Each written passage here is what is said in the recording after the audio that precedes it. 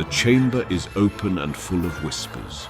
The cupboard under the stairs is dark, cramped, a thin mattress on the floor. Spiders in the corners. Harry Potter lies awake, 8 years old.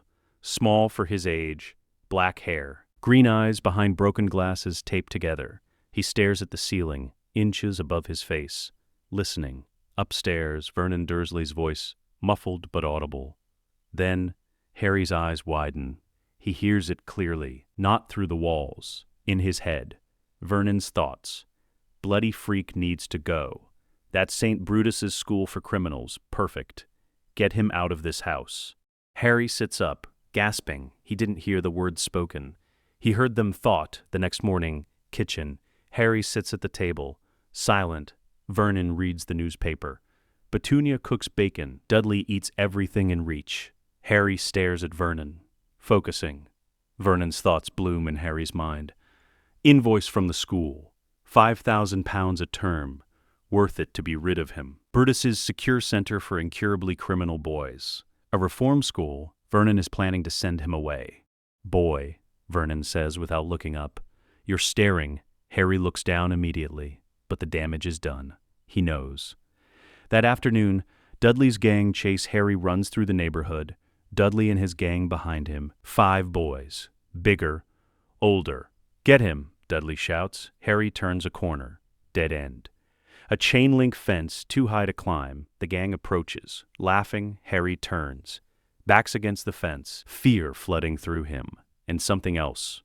Rage. How dare they? How dare they chase him like an animal? He wants them to stop. Wants them to fear him instead. His feet leave the ground. Not jumping. Floating. 6 inches. Then a foot. Then 3 feet rising without effort. Without thought. Natural as breathing. The gang stops. Stares. Dudley's face goes pale. He's flying. Harry looks down at his own feet.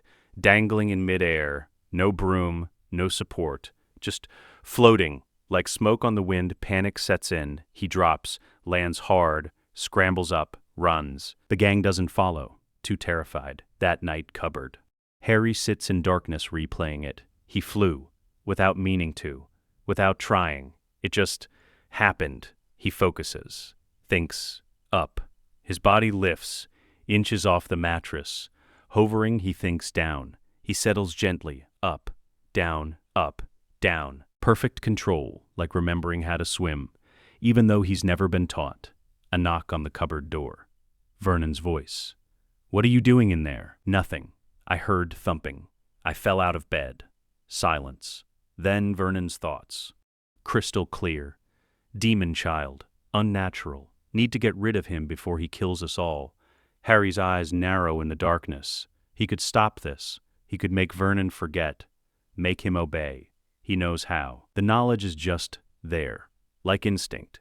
Look into Vernon's eyes. Focus. Push. Command. So easy. His hand reaches for the door handle, then stops. No. If he does this, he becomes what Vernon thinks he is. A monster. A demon. He won't let Vernon define him. Not as victim. Not as master. Harry curls up on the mattress. And chooses silence. For now. July 1991. Harry's 11th birthday. The letters arrive. Dozens, hundreds, all addressed to Mr. H. Potter, the cupboard under the stairs, 4 Privet Drive. Vernon burns them. But Harry already knows what they say. He looked into the postman's eyes, saw the memory of reading 1. Hogwarts School of Witchcraft and Wizardry. Magic is real, and Harry is a wizard. He's known he was different. The floating, the mind reading, the way animals obey him. But this is confirmation. There's a world where he belongs. The hut on the rock, midnight. Hagrid breaks down the door. Massive, bearded, kind eyes. Harry Potter shouldn't have to live in a cupboard. He hands Harry a birthday cake, slightly squashed. Harry stares at it. No one has ever given him a cake. You're a wizard, Harry. I know. Living with muggles. Doesn't know about his parents. About you-know-who. Harry's breath catches. His parents. Dead. Murdered by someone called you-know-who. Hagrid starts to explain. But Harry already knows. He sees it in Hagrid's mind. The Halloween night. The green light. His mother's scream. Voldemort. Harry says quietly. Hagrid flinches. Don't say the name. This is someone else. September 1st, 1991. King's Cross Station, platform 9 3/4. Harry pushes his trolley through the barrier. The Hogwarts Express gleams, red and black, steam hissing, students everywhere, owls hooting, parents hugging children goodbye. Harry boards alone, finds an empty compartment, sits, waits. The door slides open. A boy with red hair, freckles, friendly smile. Mind if I sit? Everywhere else is full. Go ahead. The boy sits. I'm Ron Weasley. Harry looks at him, really looks. Ron's thoughts flood in. Hope he likes me. All my brothers went here. Hard to stand out. Hand-me-down robes. Hand-me-down wand. Wish I was special. Harry sees it all. Every insecurity, every fear, every desperate hope. I'm Harry Potter. Ron's eyes go wide. Blimey, do you really have the scar? Harry lifts his fringe. The lightning bolt scar. Still there. Ron stares in awe. Harry could use this. Ron wants to be special, to be important.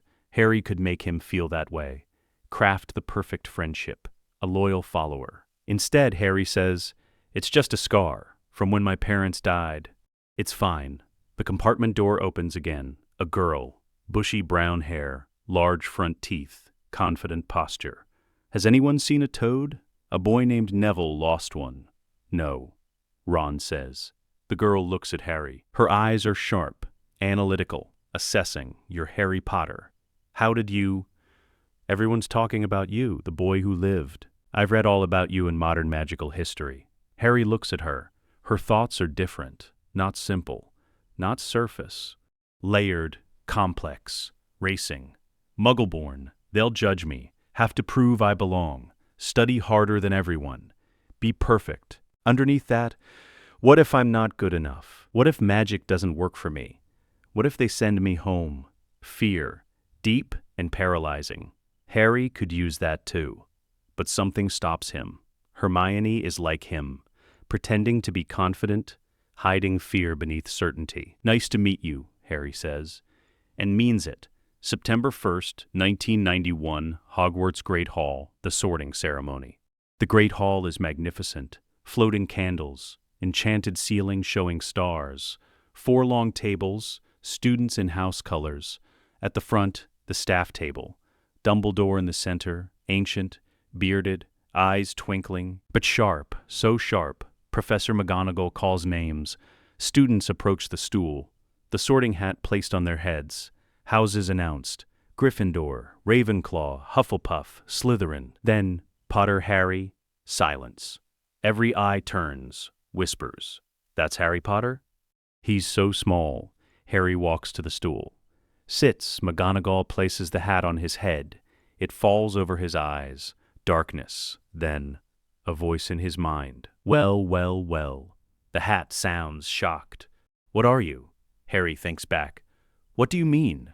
I've sorted 10,000 students. I've seen every kind of mind. But you're not a child's mind. Harry feels it, searching, finding Merlin's beard. This isn't possible. The hat recoils, tries to pull away, can't. You have his knowledge, his instincts, his abilities. You're everything Tom Riddle was at 11, but you're also, the hat pauses, you're capable of love, you care about people, you have a conscience, you're what he could have been. If he'd chosen differently, Harry's thoughts race. The hat knows what he can do. What he could become. Where do I belong? Slytherin. The hat says immediately, you have ambition, cunning, the drive for greatness. You'd be the greatest in Slytherin's history. Or, another pause. Gryffindor, where you could learn to use your power for good, where daring and courage might temper your darker instincts. But in Gryffindor, you'll always be pretending, hiding what you are. Harry considers. Slytherin would be honest. He could be himself there, use his abilities freely, build power. But Slytherin would isolate him, make him feared, not trusted. Gryffindor offers something else. Allies who'll believe in him.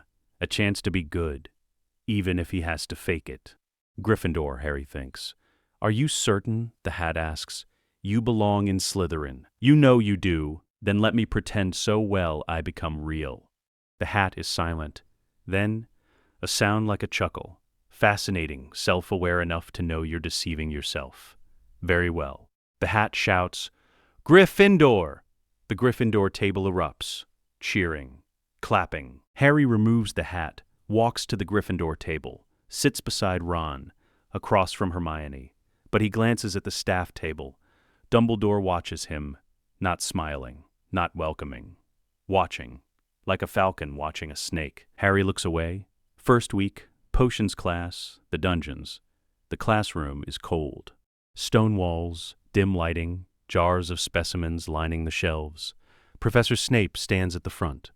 Black robes, black hair, black eyes emanating contempt. Potter.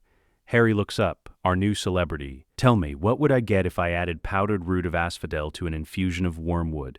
Harry knows the answer. Doesn't know how. Just knows. The draught of living death. A powerful sleeping potion. Snape's eyes narrow. Where would you look if I asked you to find me a bezoar? The stomach of a goat. It cures most poisons.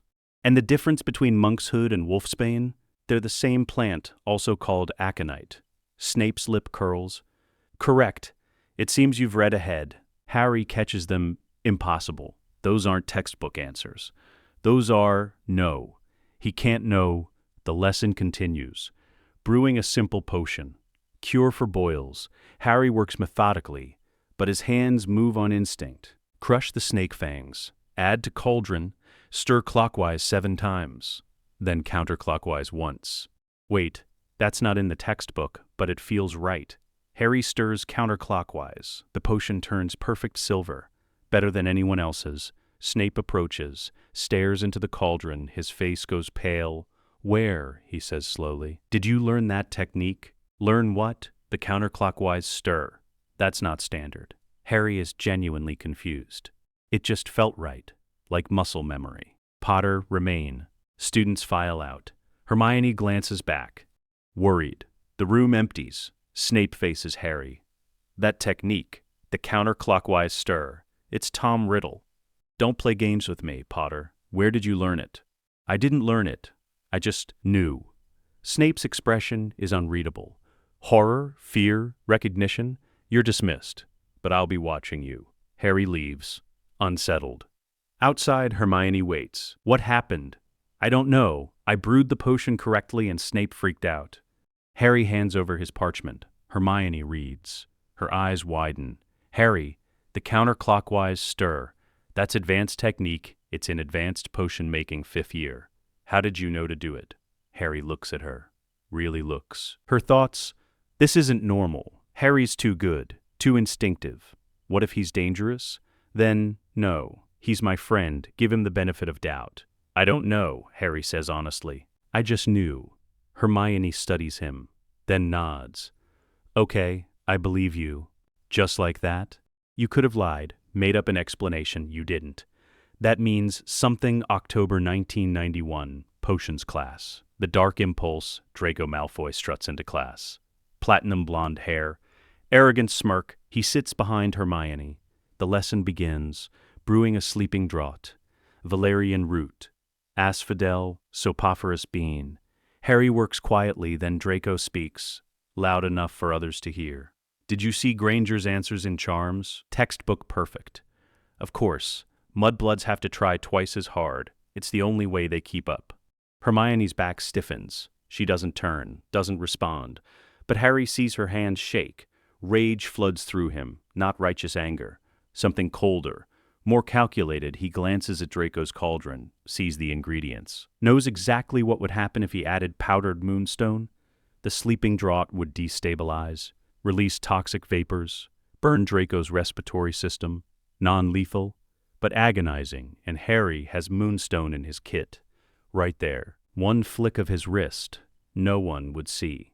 Draco deserves it, for the insult, the cruelty, the casual bigotry. Justice? Harry's hand moves toward the moonstone. Then, that's powdered moonstone. Harry freezes. If you add it to an active sleeping draught, the vapors are toxic. She doesn't look at him, keeps working on her own potion. I know you know that. But you also know the antidote is in the hospital wing. And you'd have to admit what you did to get it administered in time. Her expression is calm, clinical, not judgmental.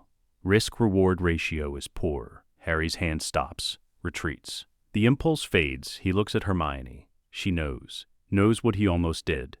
And she didn't scream, didn't accuse, just calculated the consequences, presented logic, respected his intelligence. Harry returns to his own potion, adds the correct ingredients, safe, proper, good. But his heart pounds. How did she know? Late October, Gryffindor common room night. The common room is nearly empty. Fire crackling. Harry sits in a chair, staring at nothing. Hermione descends from the girls' dormitory, sees him, approaches. Can't sleep? Not really. You can read minds, can't you? Harry's breath catches. What? You stare at people. Too long, too focused, and you always know what to say, what they're thinking. She trails off. I'm very observant, Harry says. Weak, defensive. Hermione's eyes narrow. Think of a number. Any number. Hermione, think of a number. If I'm wrong, I'll apologize and never bring this up again. Silence. Then Hermione closes her eyes, thinks hard. Her surface thoughts bloom in Harry's mind. 42. 42, Harry says. Hermione's eyes open. She goes pale. How long? Harry looks away. Always, since I was 8. Can you turn it off? No. When I look at someone, I hear their thoughts. Surface level. Emotions make them louder. Hermione processes this. So you know. About everyone. Yes. Ron's fear of being overshadowed by his brothers. Yes. Neville's terror of his grandmother. Yes. She stops. Swallows. You know I'm Muggle-born. That I'm terrified I don't belong here. That I study obsessively because I'm afraid magic won't work for me. That my parents wanted me to stay in the normal world. I know all of it. Hermione stands. Paces. You could have used that, manipulated me. I could have. Why didn't you? Harry looks at her. Really looks. Because you're like me. Pretending to be confident. Hiding fear. I didn't want to hurt someone who understood. Hermione stops pacing, faces him. I'm going to tell you my deepest secret. Voluntarily, Harry waits. My parents wanted me to go to a normal school, and part of me thinks they were right. There. Now you didn't have to steal it from my head. I decide whether to tell you. If you want a real friend, not a puppet, that is. Harry stares. No one has ever offered him this. Radical trust, vulnerability given freely. I can do that, he says. Promise, a bond forming, not manipulation, not control, partnership. Can I ask you something? Hermione says. Yes. The potions class, the moonstone, you were going to hurt Draco. I was thinking about it, but you stopped. Why? Harry considers. Because you presented a logical argument. You didn't tell me it was wrong. You told me it was stupid. And you respected that I could figure it out myself. Hermione nods. I'll make you a deal. When you have impulses like that, tell me. Let me talk you through them. As your strategist, why would you do that? Because you're brilliant, Harry, and dangerous, and you need someone who isn't afraid of you, but who won't let you become a monster either. Harry feels something crack open. Relief. Someone sees what he is, and chooses to stay anyway. Deal? Harry can't sleep. The power inside him feels like pressure. Building, demanding release. He descends to the common room. Empty, dark. He stands in the center and lets go. Just a little, his feet lift off the ground inches, then a foot, then 3 feet, hovering. No broom, no wand, no support, just will. Pure magical power. It feels incredible, like breathing after holding his breath. Harry, he drops. Lands perfectly. Turns. Hermione stands on the stairs, wrapped in a dressing gown, staring. Did you just fly? No point lying. Yes. She descends, approaches, without a broom. Yes. How? I don't know. I've been able to do it since I was 8. Hermione's analytical mind kicks in. Voldemort could fly without support. It's mentioned in modern magical history. And Snape. Supposedly Voldemort taught him. You think I learned it from Voldemort? No. You've never met him. But she hesitates. What if the curse that gave you that scar also gave you abilities? Harry sits, heavily. That would make me like him. No, Hermione says firmly. It would give you his powers, not his choices. Power doesn't make you evil, Harry. What you do with it does. She sits beside him. Can you control it? Yes, perfectly. Then it's just a tool, like your wand. Show me. Harry looks at her. Are you sure? I want to understand. Harry stands, focuses, rises, slowly, smoothly, 10 feet off the ground. He hovers, moves through the air, circles the room, lands gently. Hermione's eyes are wide. That's incredible. It's terrifying. Why? Because I didn't learn it. It just came to me, like instinct. What else can I do that I don't know about yet? Hermione considers. Then we'll find out together. Controlled experiments, safe environment. You're not afraid of me? I'm afraid for you. There's a difference. She stands. You're not Voldemort, Harry. You're you, and I'm going to make sure you stay that way. Harry feels something he's never felt before. Hope. Not that he'll be normal, but that he can be himself, and still be good. Thank you, he whispers. Hermione smiles. That's what friends are for. December 1991, Defense Against the Dark Arts. Professor Quirrell, the classroom smells of garlic. Professor Quirrell stands at the front, turban wrapped around his head, stammering, nervous. Today we discuss defensive spells against dark creatures. Harry sits in the front row, listening, but something feels wrong. When he looks at Quirrell, his scar tingles. Not pain, more like recognition. A battery charging, Harry focuses, tries to read Quirrell's thoughts, hits a wall, solid, impenetrable. Occlumency, advanced mental shields. Why would a stammering professor need occlumency? Harry's eyes narrow. Quirrell glances at him, quickly, nervously, then looks away. After class, Harry lingers. Professor, I don't know what you mean. I can usually sense people's surface thoughts, but not yours. You have strong occlumency. That's unusual for a defense professor. Quirrell's stammer disappears for just a moment. How would you know about occlumency? His voice is cold, clear, then he catches himself. The stammer returns. I'm sure I don't. You dropped character, Harry says quietly. Just then, they stare at each other, teacher and student, predator and predator. Then Quirrell smiles, still stammering, still nervous, but his eyes are different, sharp.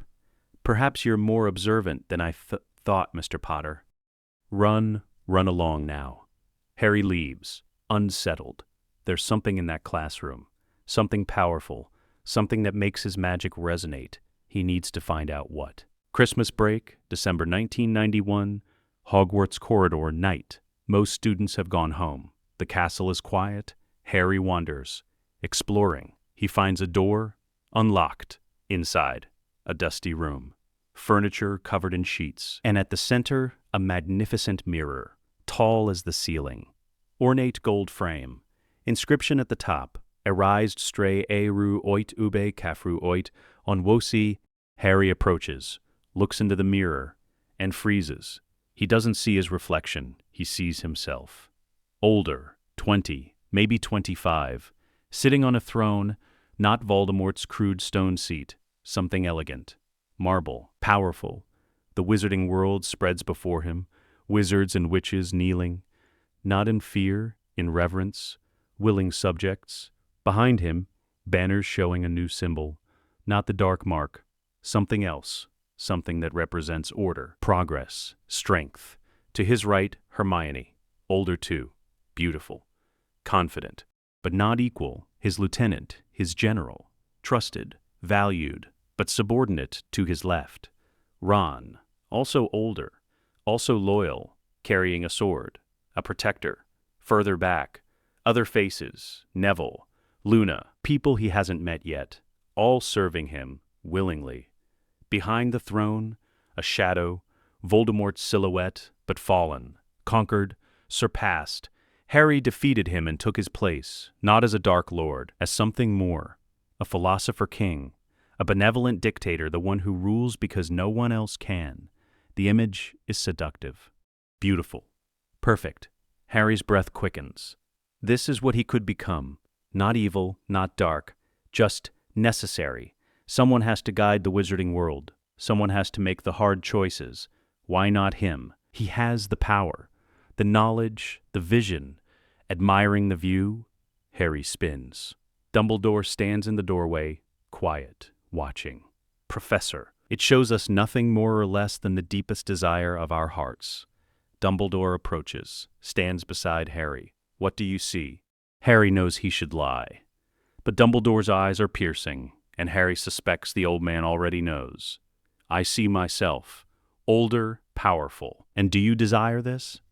I don't know, maybe. The mirror has driven men mad. They waste away before it, enraptured by what they see, because they mistake desire for destiny. Dumbledore turns to face Harry fully. Tell me, in this vision, are people happy? Examines it more carefully. The kneeling wizards, are they smiling? Or just obedient? Hermione at his side. Is she proud or resigned? I don't know, Harry admits. That, Dumbledore says softly, is the most honest answer I've heard in a very long time. He waves his wand. The mirror vanishes. The mirror will be moved to a new location tomorrow. I trust you won't go looking for it. Then pauses. Harry, power is a strange thing. The more you have, the more you desire. The question is not whether you could rule. The question is whether you should, and whether, in ruling, you would still be yourself. He leaves. Harry stands alone, the image from the mirror burned into his mind. Christmas morning, Great Hall, a few dozen students remain. Harry sits at the Gryffindor table, Hermione across from him. Ron beside him, presents appear. Harry receives a wooden flute from Hagrid, chocolate frogs from Ron, a hand-knitted sweater from Mrs. Weasley, and one more, wrapped in silver paper. He opens it. A cloak, shimmering, fluid, like water made of moonlight. A note falls out. Your father left this in my possession before he died. It is time it was returned to you. Use it well. No signature. Harry stands, throws the cloak over his shoulders. His body disappears. Completely invisible, Ron gasps. That's an invisibility cloak, a real one. Those are incredibly rare. Who sent it? I don't know. But Harry suspects. Dumbledore. Why give him this now? What does the headmaster expect him to do with it? Late December, Forbidden Forest, night. Harry wears the invisibility cloak, wandering the forest, testing his abilities, pushing boundaries. He hears voices, stops, ahead, a clearing, two figures, Snape and Quirrell. Harry creeps closer, silent, invisible. Have you found out how to get past that creature of Hagrid's? Snape hisses. Quirrell stammers. No, Don't lie to me, Quirrell. You know something. I don't know anything.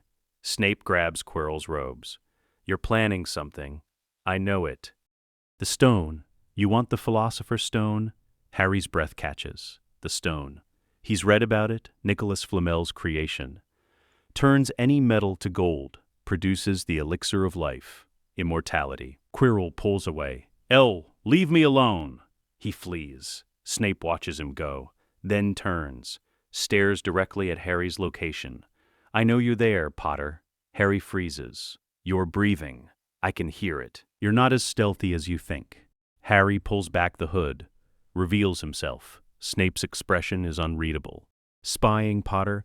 How very Slytherin of you. I was just walking. Invisible.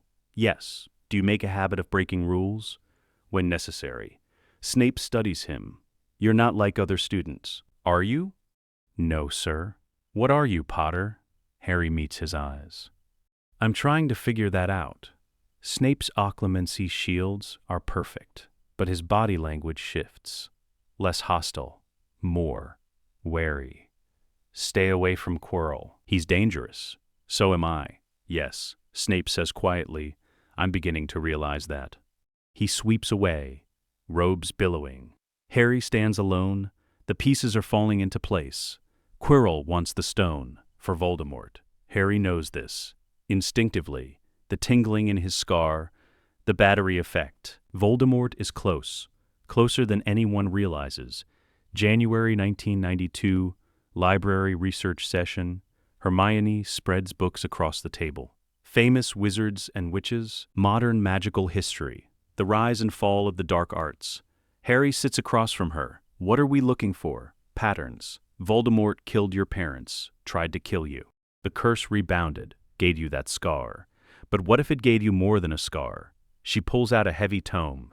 Curses and counter-curses, a theoretical approach, flips to a marked page. The killing curse is soul magic. It severs the soul from the body, but if it rebounds, where does that energy go? Harry leans forward, into the nearest living vessel. Me, fragments of Voldemort himself, his knowledge, his abilities, his magical signature. Harry goes cold. You think I have pieces of Voldemort inside me? Not pieces of his soul. That would require a Horcrux ritual. But maybe echoes, imprints, like magical muscle memory. It makes horrible sense. The broomless flight, the legilimency, the Parseltongue he hasn't revealed yet. All Voldemort's signature abilities. How do we know for sure? Hermione hesitates. We test it. How? Parseltongue. Can you speak to snakes? Harry has never tried. Never wanted to reveal it. I don't know. Let's find out. February 1992, Moaning Myrtle's bathroom, the test. Hermione brings a small garden snake. Non-venomous, harmless. She places it on the floor. Harry kneels. Looks at the snake. Opens his mouth and hisses. Not English, not any human language. Pure sibilant sounds. The snake raises its head, hisses back. Harry understands perfectly. Who speaks? I do. Harry responds in Parseltongue. You are not serpent. No, but I speak your tongue. The snake coils, relaxes. Few humans speak. You are rare. Harry switches back to English. I can speak Parseltongue.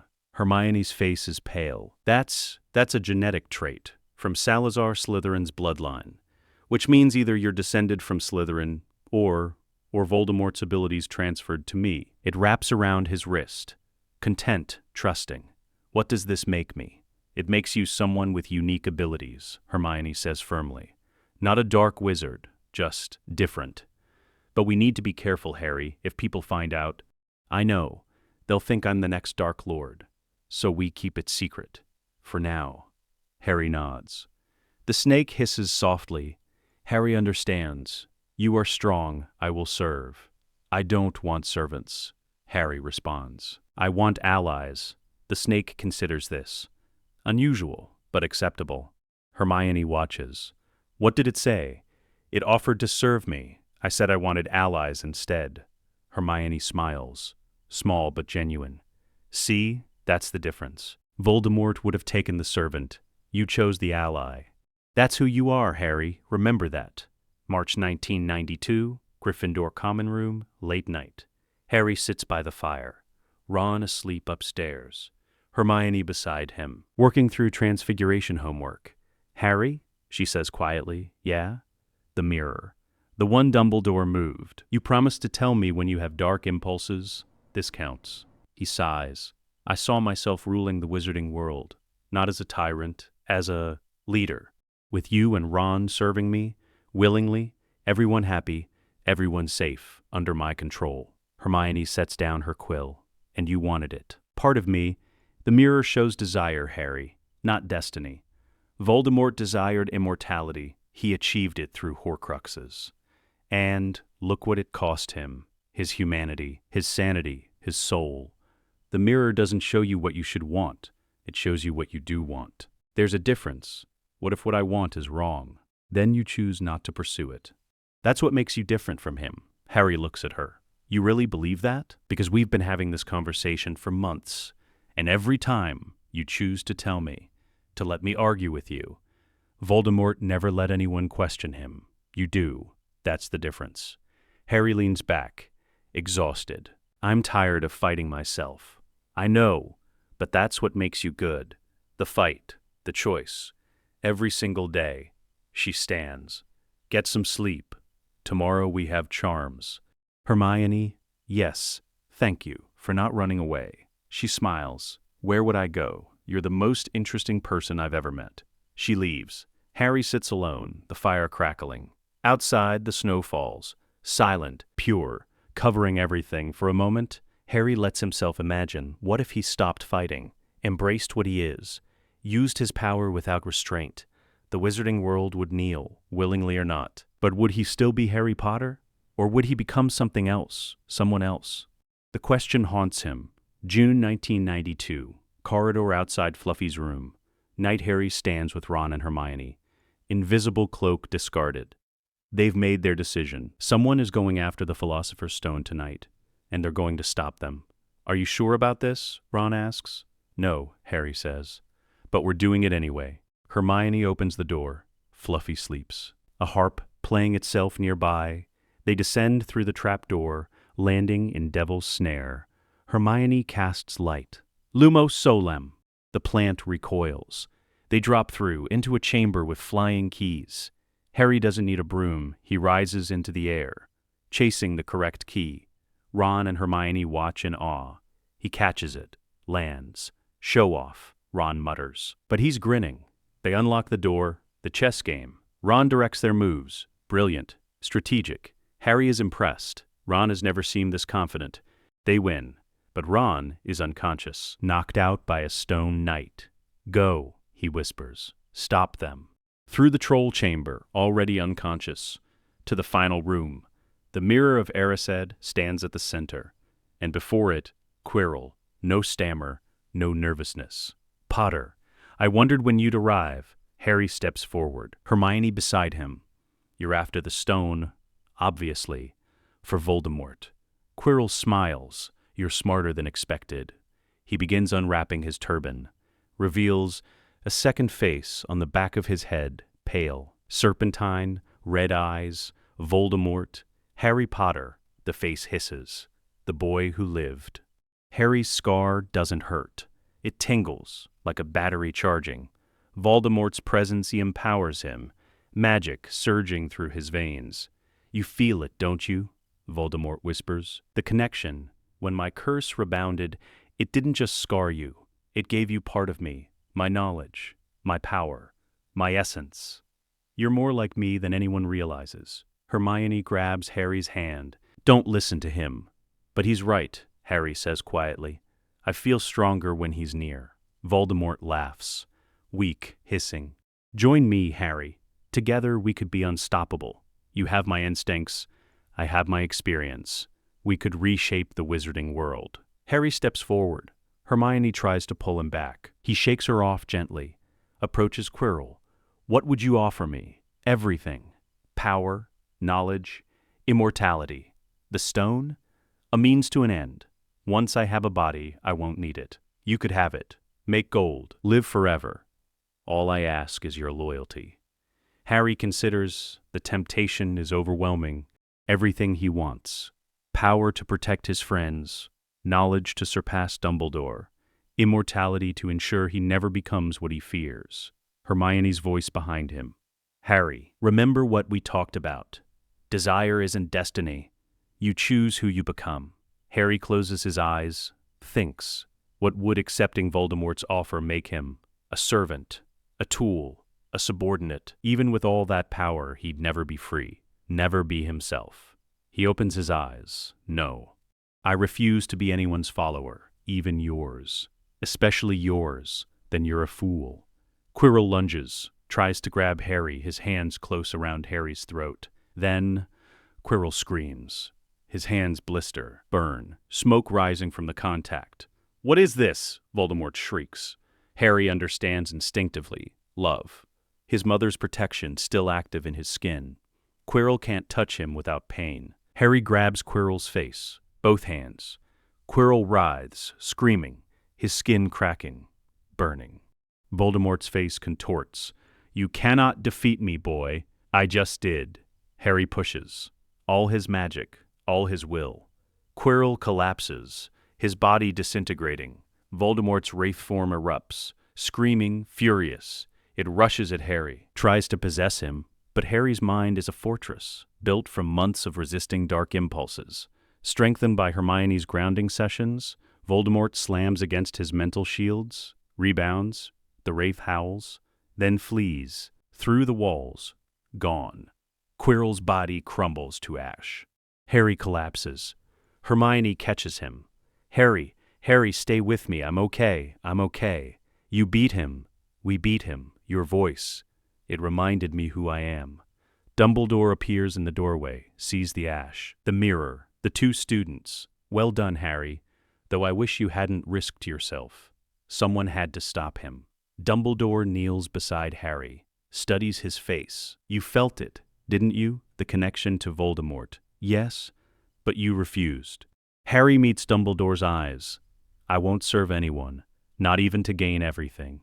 Dumbledore smiles, sad but proud. That, Harry, is the answer I needed to hear. Come, the hospital wing. Both of you, June 1992, hospital wing. 3 days later, Harry wakes. Hermione asleep in the chair beside his bed. Ron across the room, leg in a cast.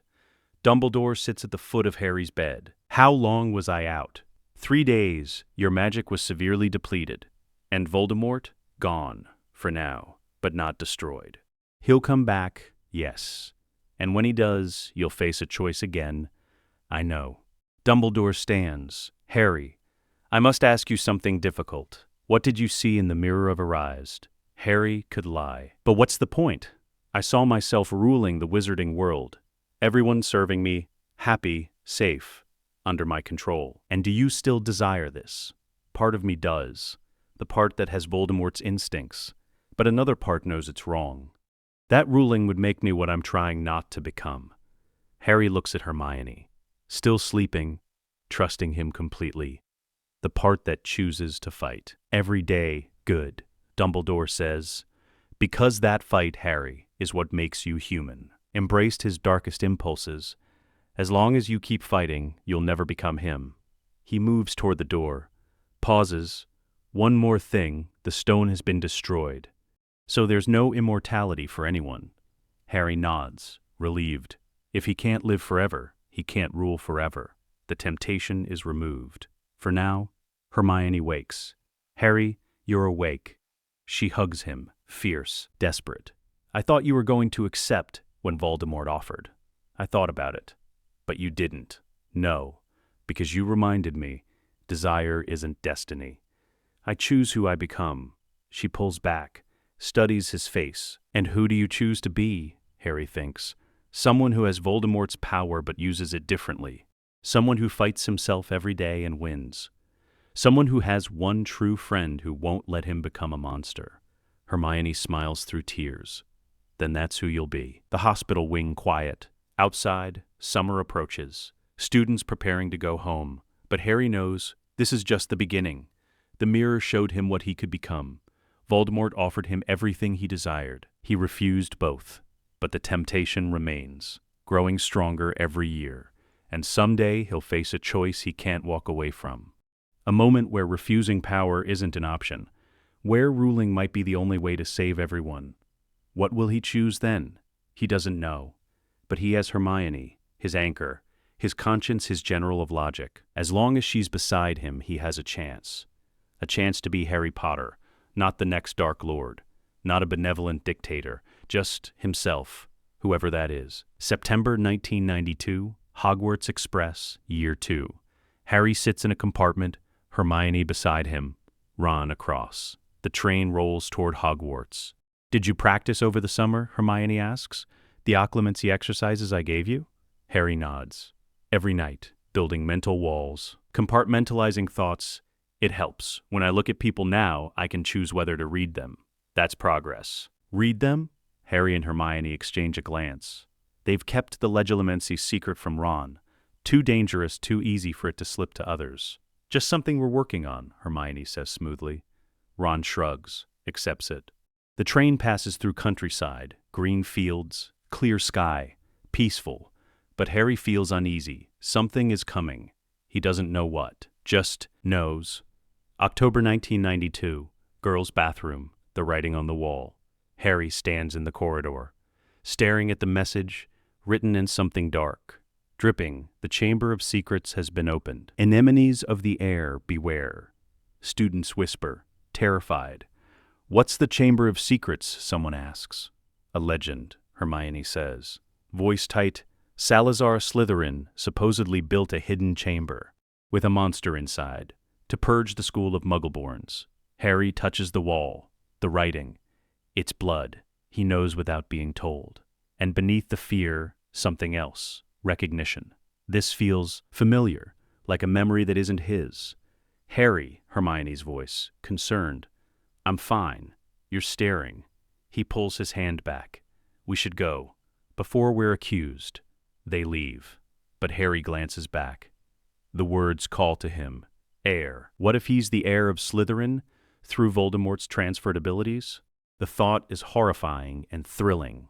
November 1992. Dueling Club. The Revelation Lockhart stands at the front. Peacock blue robes. Perfect smile.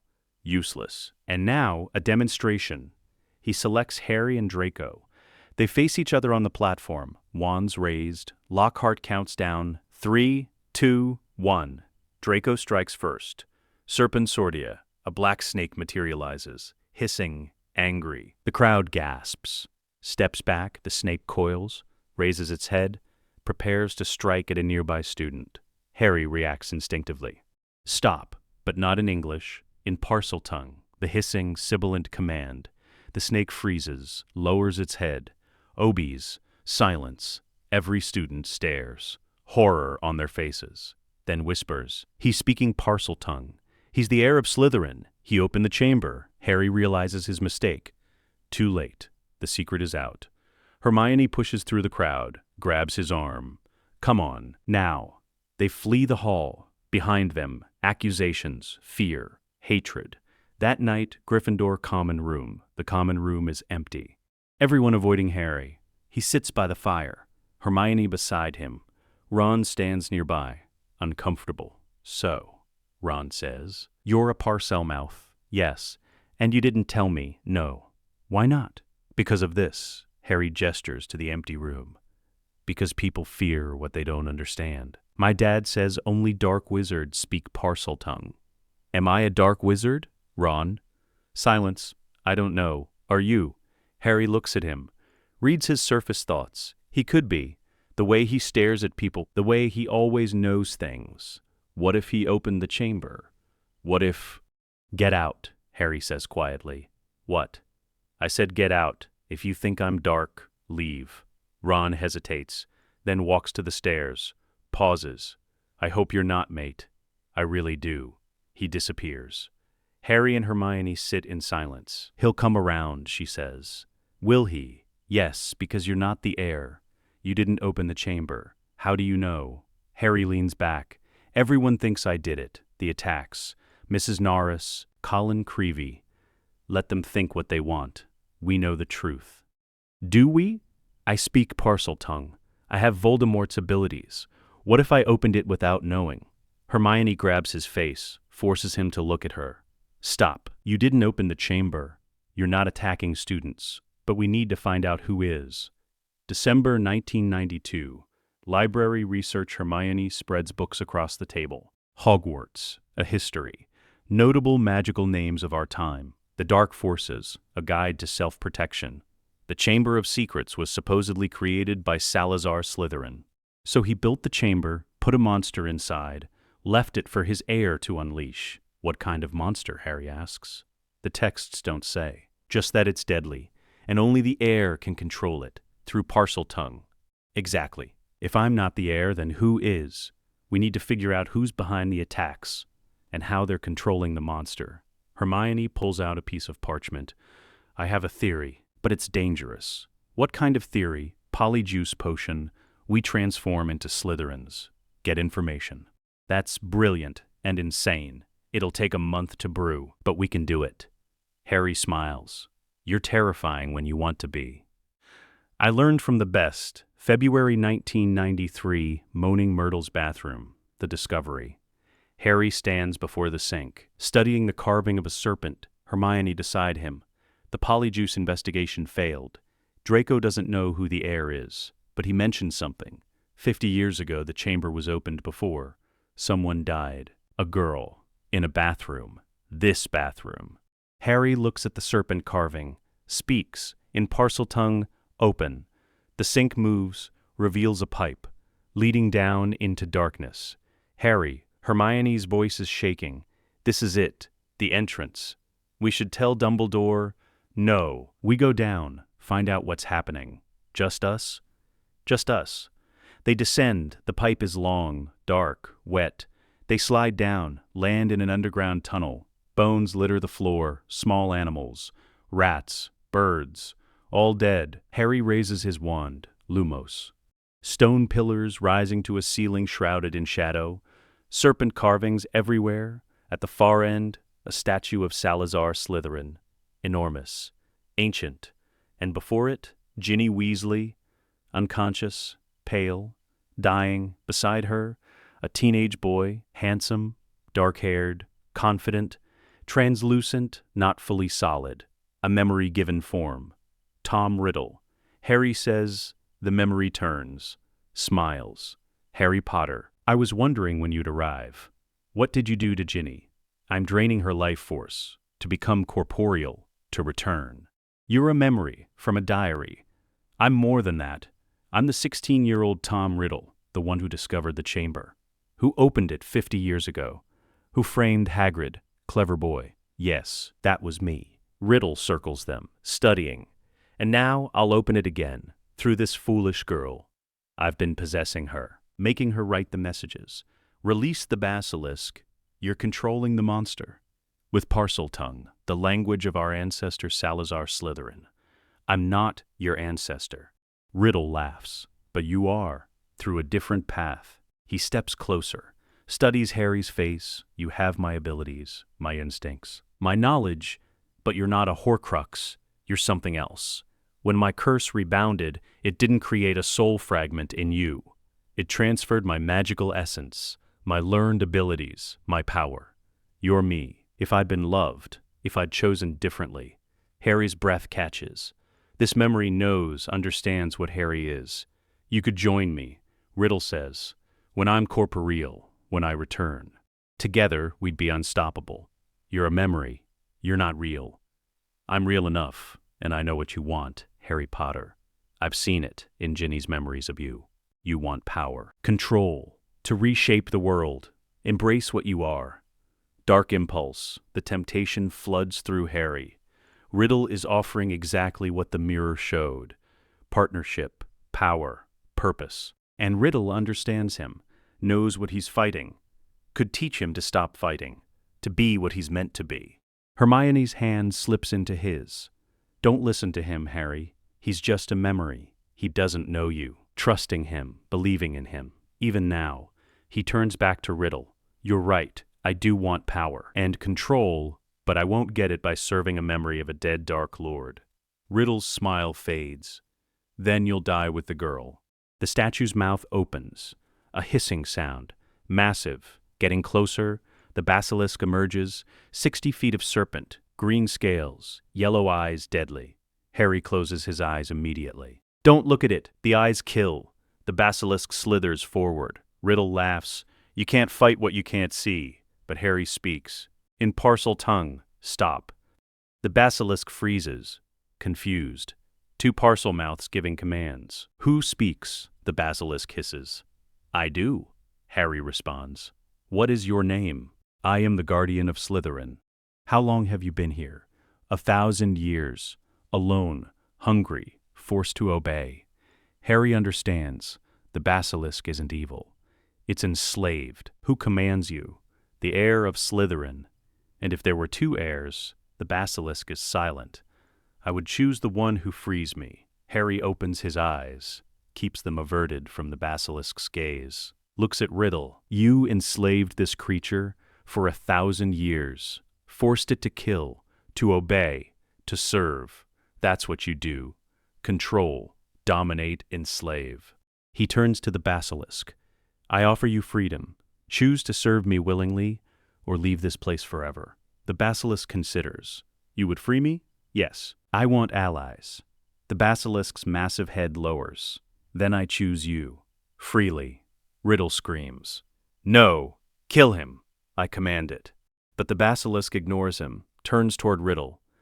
Riddle is a memory. The basilisk's gaze can't kill him, but it can disrupt him. The memory flickers. You've made a mistake, Potter, when I return. You won't, Hermione says. She holds the diary, pulled from Ginny's robes. This is your anchor. Destroy it, and you disappear. Riddle lunges for her, But Hermione is faster. She plunges a basilisk fang into the diary. Ink sprays. Riddle screams. His form disintegrates. The diary crumbles. Destroyed. Ginny gasps. Wakes. What happened? You're safe, Harry says. It's over. The basilisk coils protectively around them. What would you have me do, speaker? Leave this chamber, go to the Forbidden Forest, live freely. But the students will not harm you if you don't harm them. I give you my word.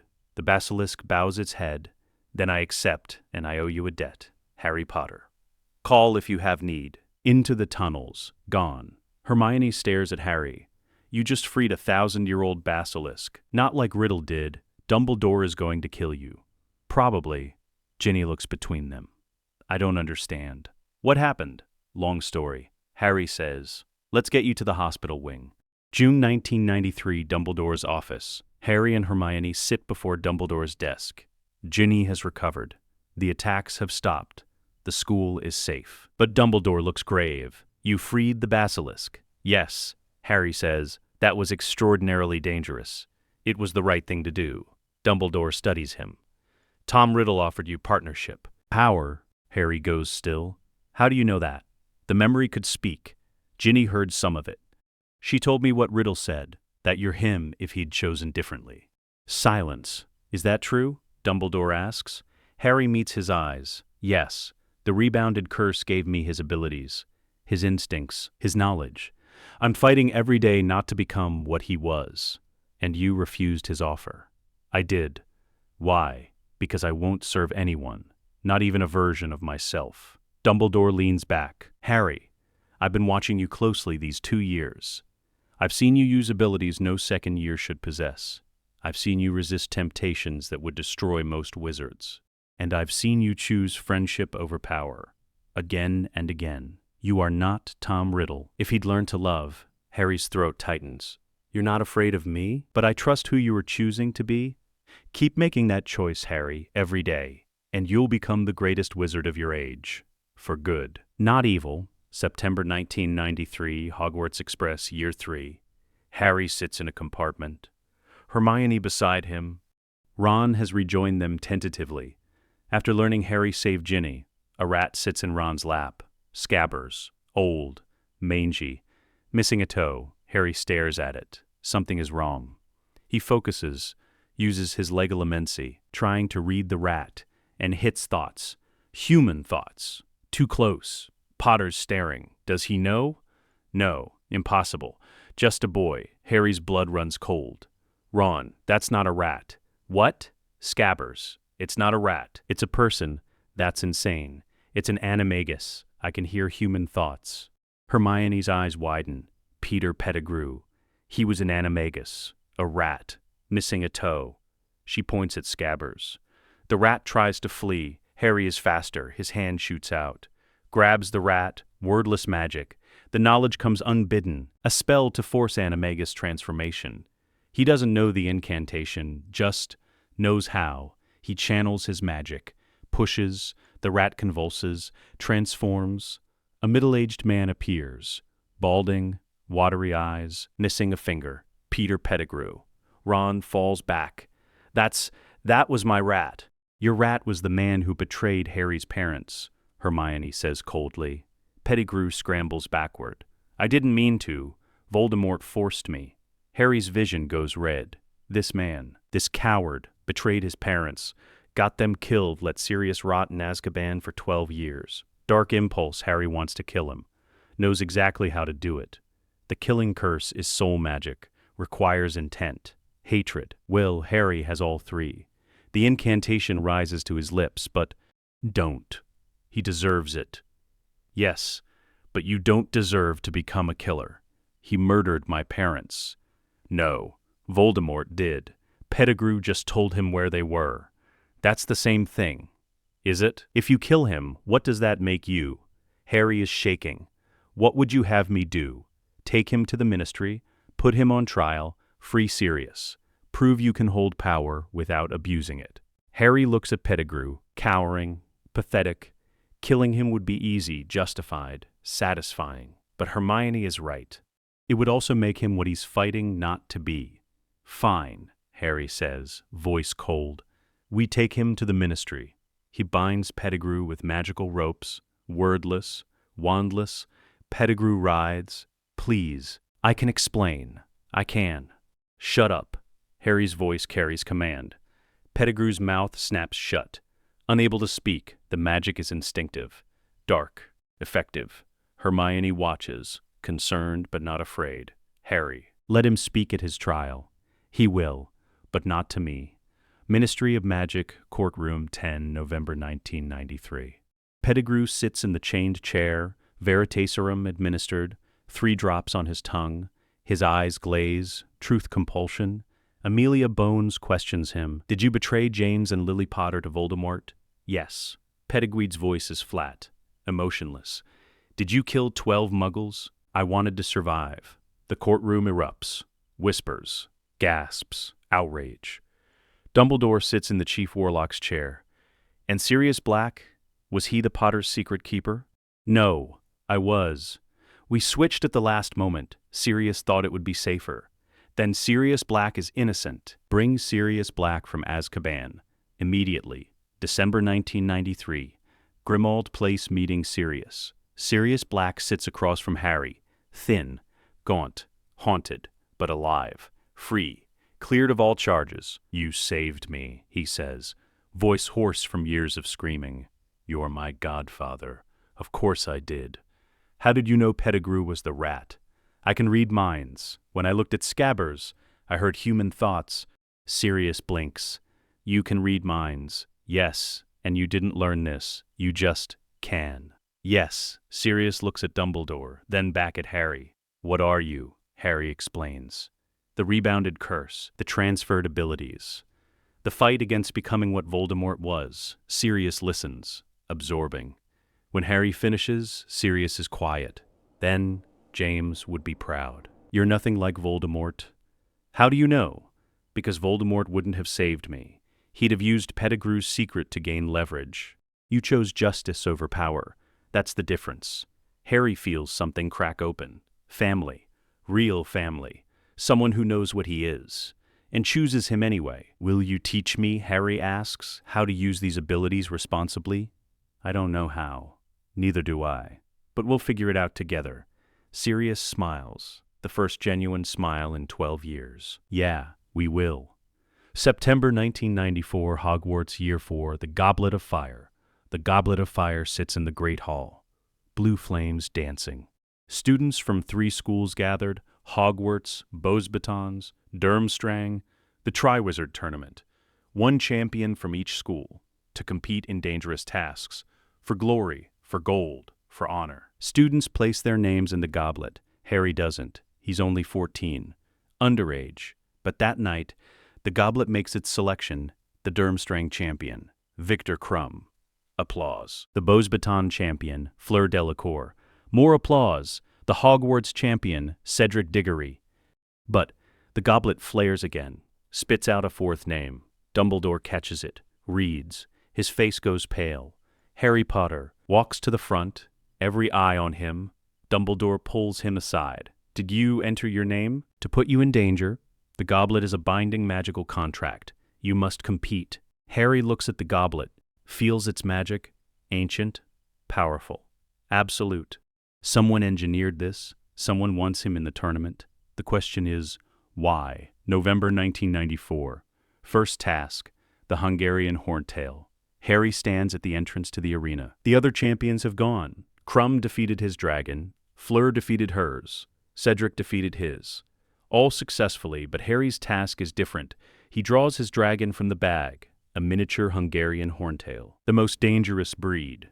Of course, he enters the arena. The crowd roars. At the far end, the dragon, 40 feet of black scales and bronze spikes, guarding a nest of eggs, 1 golden egg among them. His objective. The dragon roars, breathes fire. Harry doesn't run, doesn't summon his broom. He walks forward, calmly. The dragon charges. Harry raises his hand, speaks in his mind, not with words, with will. Pure magical command. The dragon stops, confused, fights the compulsion. But Harry's will is stronger. He learned this from the basilisk. Serpents respond to Parseltongue. Dragons are distant cousins. The magic works. Differently. Harder. But it works. I mean you no harm, Harry projects. The dragon tilts its head. Give me the golden egg. I'll leave you in peace. The dragon considers. Then, carefully, gently, it picks up the golden egg in its mouth, walks to Harry, drops it at his feet. The crowd is silent, shocked. Harry picks up the egg. Thank you. He walks out of the arena. The dragon watches him go, doesn't attack, doesn't pursue, just lets him leave. Ludo Bagman's voice echoes. That was, I don't. Harry Potter has retrieved the egg without casting a single spell. The judges confer. Score 10, 10, 10, 9, 10. 49 out of 50. Highest score in tournament history. But the crowd doesn't cheer. They whisper, how did he do that? That's not normal magic. That was incredible and terrifying. I know. People are scared, Harry. You just commanded a dragon with your mind. I didn't mean to show off. It was the easiest solution. That's what worries me. Voldemort's powers are becoming easier, more natural. You're not fighting them anymore. You're using them. Harry stops.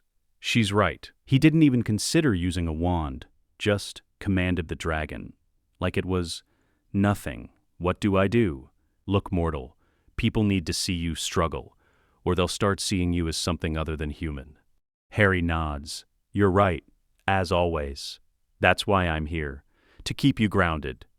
Dark impulse. The tournament is a stage. Harry could dominate, show his full power, make the wizarding world see what he's capable of. They'd worship him, or fear him. Either way, they'd never underestimate him again.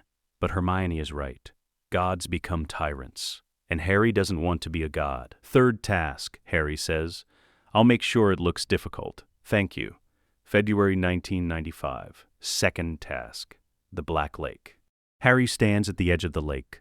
The second task, retrieve something precious from the merpeople's village. 1 hour.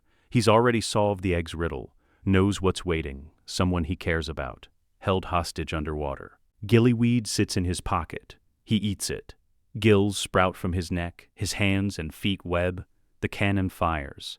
Harry dives. The water is murky. Cold, he swims. Through seaweed forests, past Grindylows. Toward the merpeople's village, stone structures, haunting songs. 4 hostages float, suspended by magic. Ron, for Harry. Hermione for Crumb. Cho Chang for Cedric. Fleur's sister Gabrielle for Fleur. Harry swims to Ron, cuts him free, but he sees Hermione. Crumb hasn't arrived yet. The rules say take only your hostage. But Harry can't leave her. He cuts her free too. The merpeople object. Only one, Harry ignores them. Grabs both. Kicks toward the surface. Powerful, fast. They break the surface, gasping. Ron sputters. What happened? You were the hostage. For the task. Hermione wakes. Did Crumb? I got you. Couldn't leave you down there. She smiles. You broke the rules. For you, always. The judges score. Harry took 2 hostages, but showed moral fiber and finished second. Score, 44 out of 50. Still high, but not perfect. More human, June 1995, third task. The maze is dark, magical hedges. 20 feet tall, obstacles inside, creatures, curses. Challenges.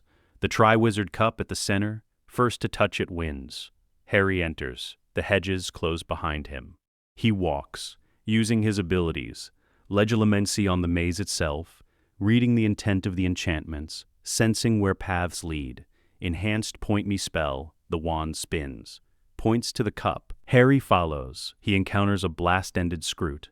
This time, he uses his wand, stupefy, looks normal, expected. A Sphinx blocks his path. She asks a riddle. Harry answers correctly. She lets him pass. A boggart. It transforms into Voldemort. Harry casts. Ridiculous. Harry laughs. The boggart vanishes. He's close now. The cup gleams ahead, but so does Cedric. Coming from another direction, they reach it simultaneously. Together? Cedric asks.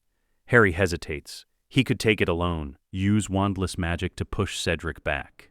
Win decisively, prove his superiority. Dark impulse, but Hermione's voice in his mind, Look, mortal, show them you can share victory. Together, Harry agrees. They grab the cup. Simultaneously, the portkey. The cup is a portkey. Unauthorized. Unexpected. They're pulled away, spinning through space, land hard in a graveyard. Old headstones, dying grass. A figure approaches. Wormtail. Peter Pettigrew, escaped from ministry custody months ago. Welcome, he says, voice trembling. Kill the spare, a cold voice commands. Pettigrew raises his wand, aims at Cedric. Harry reacts, faster than thought. Protego, a shield, powerful. Wandless, the curse rebounds. Pettigrew dives, the curse misses. Run, Harry shouts to Cedric. Take the cup. Cedric hesitates. I'm not leaving you. Go, get Dumbledore now. Cedric grabs the cup, activates the portkey. Vanishes. Safe. Harry turns, faces Pettigrew, and the cauldron bubbling, glowing. Waiting. Inside, something small, fetal, hideous. Voldemort, not yet corporeal, but alive. Pettigrew begins the ritual. Bone of the father, unwillingly given. A bone rises from a grave. Tom Riddle Sr., Voldemort's muggle father. It drops into the cauldron. Flesh of the servant, willingly sacrificed. Pettigrew raises a silver blade. Cuts off his right hand, screaming. The hand falls into the cauldron. Blood of the enemy forcibly taken. Pettigrew approaches Harry. Blade raised. Harry could fight, could escape. But he needs to see this, needs to understand what he's facing. The blade cuts his arm. Blood drips into the cauldron. The potion boils, erupts. Steam everywhere. A figure rises, tall, pale, serpentine, noseless, red eyes, inhumanly thin. Voldemort, reborn. He steps from the cauldron, naked, examining his new body. My wand, Wormtail. Pettigrew hands it over. Voldemort raises it, presses it to Pettigrew's bleeding stump. A silver hand materializes. Replacement for the sacrificed flesh. Thank you, my lord. Pettigrew whimpers. Voldemort ignores him. Turns to Harry. Studies him. Harry Potter, the boy who lived. Harry says nothing, just stares. His scar doesn't hurt. It tingles, warmth spreading through him. The battery effect, full strength. Voldemort's presence empowers him. Magic, surging, amplifying. More powerful than he's ever felt. Voldemort notices. You feel it too, the connection. When my curse rebounded, it didn't just scar you, it gave you part of me. My knowledge, my instincts, my abilities. He circles Harry, fascinated. You're not a Horcrux. I created none at that time. You're something else, something unprecedented. You have my power, but you're not bound to me, not loyal, not controlled. You're a mirror image, everything I was, everything I could have been, if I'd been weak enough to love. I'm nothing like you. Aren't you? Voldemort raises his wand. Legilimens. The spell strikes. Voldemort invades Harry's mind. But Harry's defenses are strong. Months of occlumency training, years of building mental walls. He pushes back. The mental battle is fierce. Voldemort sees Harry commanding the dragon, Harry freeing the basilisk, Harry's dominating the tournament, Harry's dark impulses, his temptation to rule, to control, to become what Voldemort is. Voldemort laughs, withdraws from Harry's mind. You want the same things I do. Power, control, to reshape the world. I'm choosing differently. Are you, or are you just delaying the inevitable? Voldemort summons his Death Eaters. The dark mark burns in the sky. Figures apparate, masked, robbed. Kneeling, my friends, Voldemort says. 13 years it's been, and yet here you stand before me as though it were only yesterday. He circles them. Harry Potter defeated me as a baby, destroyed my diary, exposed my servant. And yet he stands here, unbound, defiant, because he has something I never expected. My own power, but used for light instead of dark. Imagine what we could accomplish together. Never, Harry says. You refuse, even knowing what you could become, especially knowing what I could become. Voldemort's expression hardens. Then you'll die. Screaming, can't help it, the pain is overwhelming. But the battery effect keeps his magic strong. Even under torture, Harry reaches for his wand, fingers trembling. Voldemort lifts the curse. Impressive. Most wizards can't even think under Crucio. But you're not most wizards, are you? Harry stands, shaking, bleeding, but standing. We're going to duel now, Harry, properly. Just you and me. Let's see what you've learned. He tosses Harry his wand. No one interferes. This is between us. The Death Eaters form a circle, arena, gladiatorial combat. Voldemort bows. Mockingly, Harry bows back. Then, they duel. Avada Kedavra, Expelliarmus. Green light meets red. The wands connect. Both phoenix feather cores. Brothers, the connection is different this time. Not priori incantatum. Something else. The battery effect amplifies. Harry's magic surges. Voldemort's eyes widen. What? Harry pushes? All his power, all his will. The connection strains. Golden light erupts, a cage forming around them. But Harry's magic is equal for the first time in history. A duel where neither wizard dominates. Voldemort breaks the connection, stunned. You match me. How is that possible? You gave me your power. I'm using it against you. Voldemort's face contorts. Rage, fear, recognition. Then I'll destroy you without magic. He lunges. Physical attack. But Harry is faster, younger, stronger, better. He sidesteps. Wordless magic. A binding curse. Voldemort freezes, immobilized. The Death Eaters move to help. Stay back, Voldemort screams. This is my duel. Harry approaches. Wand raised. He could end this. Kill Voldemort here. Avenge his parents. Save the wizarding world. The knowledge is there, the killing curse. Just 2 words, dark impulse. Overwhelming. This is justice. This is right. This is what he wants. But Hermione's voice, in his memory, if you kill him, what does that make you? Harry lowers his wand, releases the binding. Voldemort falls, gasping. You had me. Why didn't you kill me? Because I'm not you. I don't kill defenseless opponents. That's weakness. That's humanity. Stares at Harry, calculating, you'll regret this mercy. Probably, but I'll still be able to look at myself in the mirror. Can you? Voldemort's expression flickers, then hardens. Go. Before I change my mind, the cup is a portkey. It'll take you back. Harry backs away, keeping his wand raised. Reaches the cup. We'll meet again, Harry Potter. And next time, I won't offer mercy. Neither will I. Harry grabs the cup. The portkey activates. He's pulled away. Back to Hogwarts. Hogwarts, the maze exit. Harry crashes to the ground in front of the stands. Thousands of people, cheering. Then, seeing his face, the blood, the terror. The cheering stops. Dumbledore rushes forward. Harry, what happened? Voldemort. He's back. He has a body. Gasps from the crowd. Cedric? Safe. I sent him back first. He should have told you. He did. I sent the Aurors, but you were already gone. Harry collapses. Exhaustion, pain, magical depletion. Dumbledore catches him. You faced him.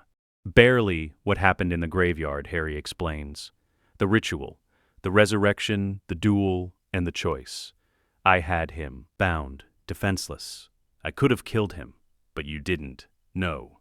Dumbledore's expression is complex. Pride, concern, fear. Harry, you showed mercy to the darkest wizard in history. I showed humanity. There's a difference. And that difference is what separates you from him. But he's right about one thing. He'll return. And next time, he won't be alone. I know. Hermione pushes through the crowd, sees Harry, runs to him. You're alive. Thanks to you, your voice. It reminded me who I am. She hugs him, fierce, desperate. Don't ever scare me like that again. I'll try. Hospital wing. That night, Harry lies in a bed. Hermione in the chair beside him, Ron on his other side.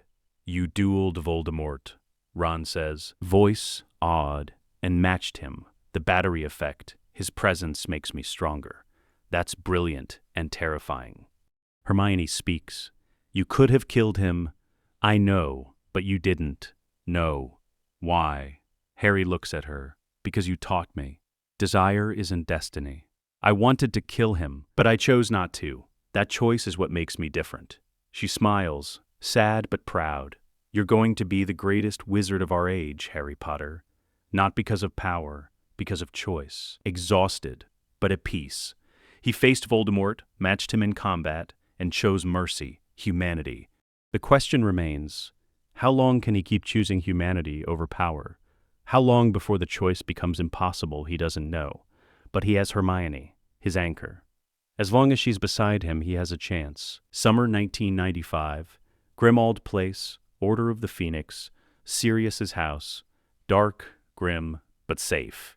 The Order of the Phoenix gathers, Dumbledore, Sirius, Remus, Moody, Tonks, Kingsley. Others, fighting Voldemort's return. Harry sits at the table, Hermione beside him. Voldemort is gathering forces, Dumbledore says. Death Eaters, dark creatures, anyone who'll serve him. We need to prepare. For what? Harry asks. War. A war you'll be central to. Because of the connection.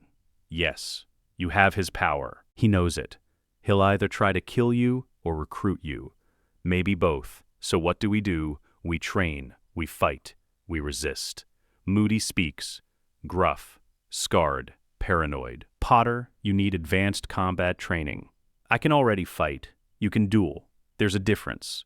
Combat is dirty, brutal, no rules. If you're going to face Death Eaters, you need to fight like they do. Dark magic, legal but lethal. I'll teach you. Dumbledore nods, and I'll teach you occlumency. Properly. Your connection to Voldemort goes both ways. He can see your thoughts, feel your emotions. We need to close that pathway. Harry agrees. He's going to need every advantage. Because Voldemort is right. They'll meet again, and next time, one of them won't walk away. August 1995, training montage. Harry trains. Every day, Moody teaches combat, dirty tactics, ambush strategies, no wand fighting. Dumbledore teaches occlumency, building mental walls, compartmentalizing thoughts, hiding emotions. Sirius teaches control, how to use power without losing yourself. Hermione teaches strategy. You're a weapon, Harry, but weapons need direction. Let me be your tactician, your general of logic. His abilities amplify. The broomless flight becomes second nature. The legilimency grows precise. The wandless magic flows effortlessly. He's becoming what he feared. Powerful, dangerous, dark. But Hermione keeps him grounded. Every night they talk about his impulses, his choices, his fears. She doesn't judge, just listens, advises. Anchors, you're not Voldemort, she reminds him. Daily, you're Harry. And Harry chooses good. Even when it's hard, Harry holds on to that, the one truth that keeps him human. Choice, every single day. Late August 1995, Grimmauld Place Library private conversation. Dumbledore finds Harry alone, reading advanced dark arts texts, studying Voldemort's techniques. Dangerous reading, Dumbledore says. Harry looks up. Know your enemy, or become him. Harry closes the book. I'm not going to become Voldemort. I didn't say you would, but the line between studying darkness and embracing it is thin. I know. Hermione reminds me. Daily, Dumbledore sits. Miss Granger is extraordinary. Your anchor, your conscience. It won't, but if it did, Harry is silent. The thought is unbearable. Without Hermione, he'd have no one to pull him back. No one to remind him who he is. Then I'd become what you fear, Harry admits. Without her, I'd lose myself. That's why you must protect her. Not just from Voldemort, from yourself. What do you mean? The battery effect, as you call it. When you're near him, you feel powerful, complete. Part of you wants to be near him, to feel that power. Harry's blood runs cold. You're saying I'm drawn to him? I'm saying the magic is drawn to its source, like calls to like. You must resist that pull or it will consume you. How? By remembering what you have that he doesn't. Love, friendship, humanity. Voldemort feels nothing but hate. You feel everything. That's your strength, not your weakness. This year, the ministry will interfere. Dolores Umbridge. She'll be appointed as defense teacher. She's dangerous, not with magic, with politics. She'll try to control you, to break your will. Don't let her. What should I do? What you've always done. Choose defiance over submission. But do it intelligently. Hermione will guide you. He leaves. Harry sits alone, thinking. Year 5 approaches, the Ministry, Umbridge, Voldemort's return becoming public, and the darkness inside him growing stronger. The fight continues, every day, every choice. But he's not alone. He has Hermione, Sirius, Dumbledore, people who believe in him, even when he doesn't believe in himself. That's enough.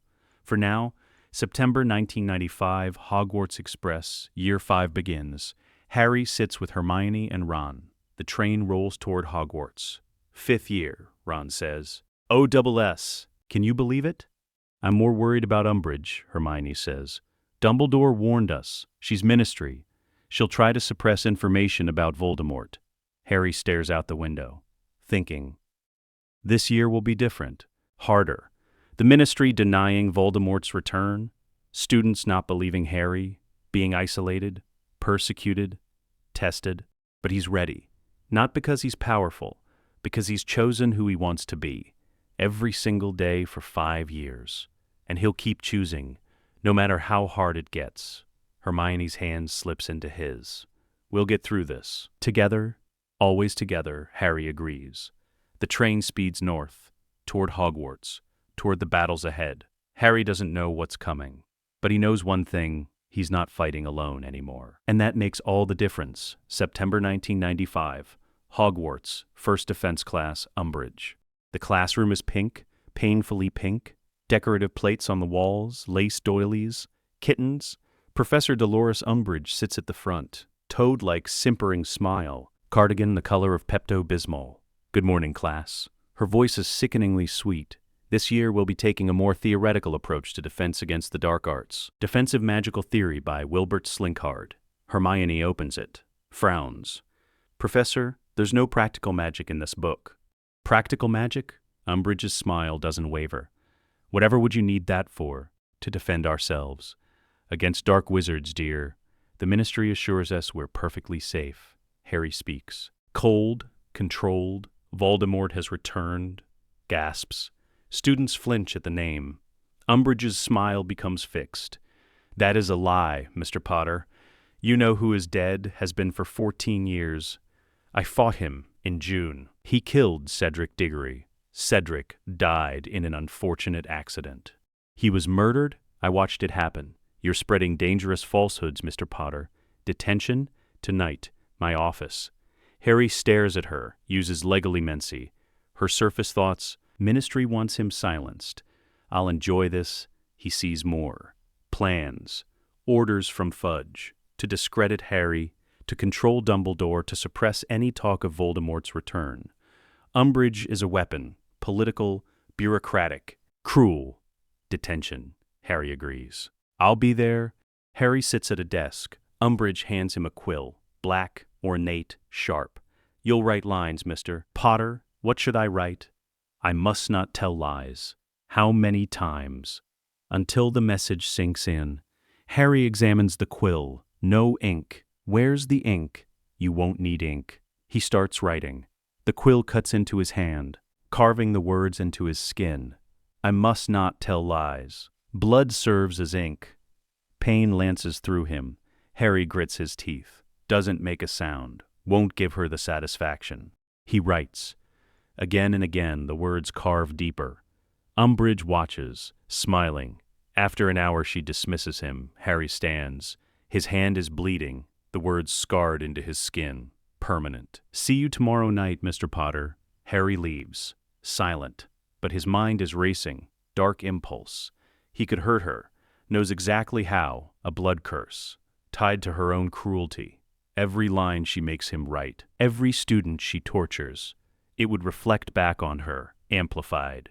She'd be begging for mercy within a week. But Hermione waits in the corridor, sees his hand, her face goes pale. She did this to you? Yes. That's a blood quill. Dark magic. Illegal. I know. We have to report her. To who? She works for the Ministry Fudge appointed her. Then we fight back. How? Hermione's expression hardens. We teach them ourselves. October 1995. Hogshead, the meeting. 20 students gather. In a dingy pub, away from Hogwarts, away from Umbridge. Harry and Hermione stand at the front. You all know why we're here, Hermione says. Umbridge isn't teaching us real defense. When Voldemort attacks, we'll be defenseless. So we're going to teach ourselves. And you want us to learn from Harry? Neville asks. Yes. Why him? Harry steps forward. Because I've faced Voldemort 3 times and survived. Because I've fought a basilisk, Dementors, Death Eaters, and because I can teach you things Umbridge never will. Like what? Zacharias Smith sneers. Harry raises his hand. Wordless magic. Smith's wand flies across the room. Into Harry's hand. He tosses it back. Like that. Silence. Then Luna Lovegood speaks. I'll join. Me too, Neville says. One by one, they agree. By the end, 25 students, all willing to learn, all willing to fight. Hermione produces a parchment. Sign here. It's a binding contract. If anyone betrays us, they'll regret it. They sign. Dumbledore's army is born. November 1995, Room of Requirement DA training. The Room of Requirement manifests. Large, open, training mats. Practice dummies. Perfect. Harry stands at the front. 25 students watching. First lesson, disarming, but the most practical, asks half a dummy. The wand flies away. Your turn, partner up. The students practice. Some succeed, some struggle.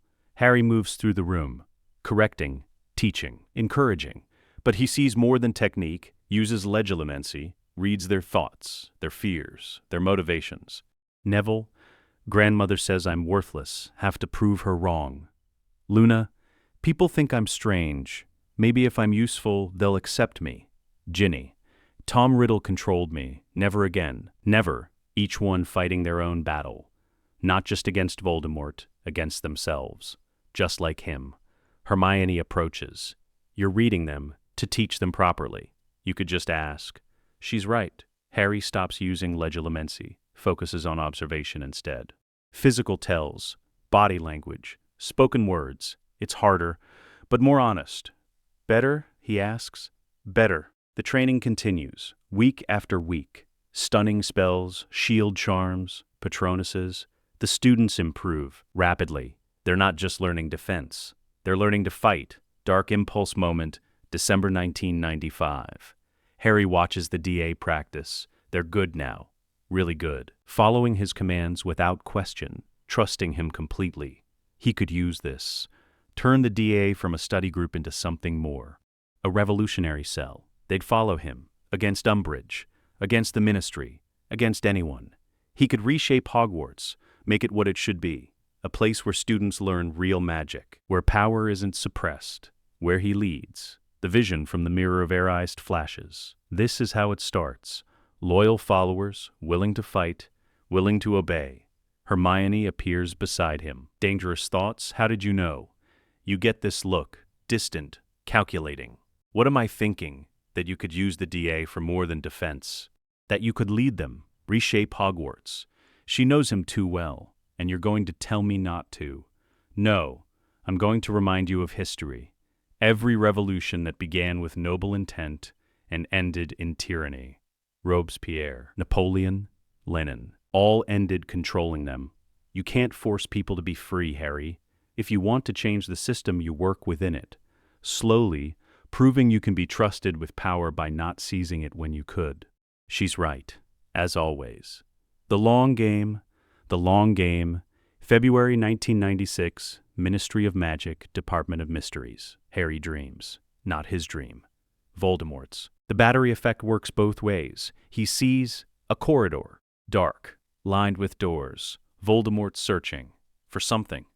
A weapon, a prophecy. Harry wakes, gasping, knows immediately Sirius is in danger. Voldemort is using the connection, planting false visions. But it feels real, so real, he finds Hermione. Sirius is at the Ministry being tortured. I saw it. She's instantly alert. You saw it? Or Voldemort showed you? What's the difference? Everything, he could be baiting you. What if he's not? What if Sirius dies because I didn't act? Hermione considers. Then we verify. Use Umbridge's fireplace. Contact Grimmauld Place. Use the Flu network. Creature answers. Where's Sirius? Master is out. Where? Creature does not know. Harry's panic spikes. See? He's gone. He's at the ministry. Hermione grabs his arm. Or he's at the order, or shopping, or anywhere. We can't rush in based on a vision Voldemort could have planted. What would you have me do? Think. Strategically, if it's a trap, Voldemort wants you there. Why? The prophecy, the weapon, something only you can retrieve. Harry is silent. She's making sense. But the fear for Sirius is overwhelming. I have to go. Even if it's a trap, then we all go. The DA, full force. I won't risk them. They signed up to fight. Let them. Then nods. Get Neville, Luna, Ginny, Ron, the core group. We go together. Department of Mysteries, the Hall of Prophecy. 6 students. Harry, Hermione, Ron, Neville, Luna, Ginny. Descending into the ministry. Through the telephone box entrance, down the lift, into the Department of Mysteries. The corridor is exactly as Harry saw. Dark, ominous. Doors on both sides, they enter. The Hall of Prophecy. Row upon row of glass spheres, glowing softly, each containing a prophecy.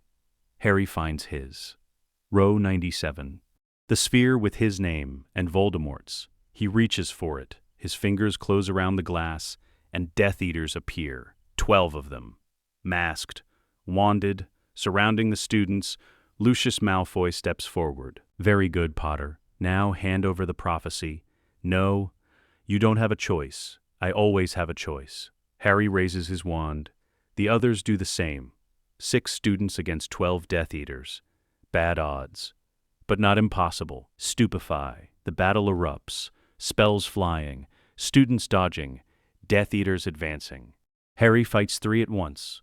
Wandless magic mixed with wand work. Disarming. Stunning. Binding. He's faster. Stronger. Better. But the Death Eaters are experienced. Ruthless, one fires Crucio at Hermione. Harry shields her. Takes the curse himself. Pain explodes. But he's felt this before. In the graveyard he can endure. Hermione pulls him up. We need to retreat. The prophecy is worthless if we're dead. They run. Through the department, the Death Eaters pursue. Into the death chamber. The room with the archway. The veil of death, tattered, billowing, whispering. Sirius appears. With Remus, Tonks, Moody, Kingsley. The Order of the Phoenix. Harry, get back! Order members dueling Death Eaters. Students caught in the crossfire. Then, Bellatrix Lestrange, wild, cackling. Deadly. She duels Sirius. Near the archway. Too close. Come on, cousin. You can do better than that. Sirius laughs, taunting her. She fires. Red light. Stunning spell. It hits. Sirius stumbles backward, toward the veil. Harry screams.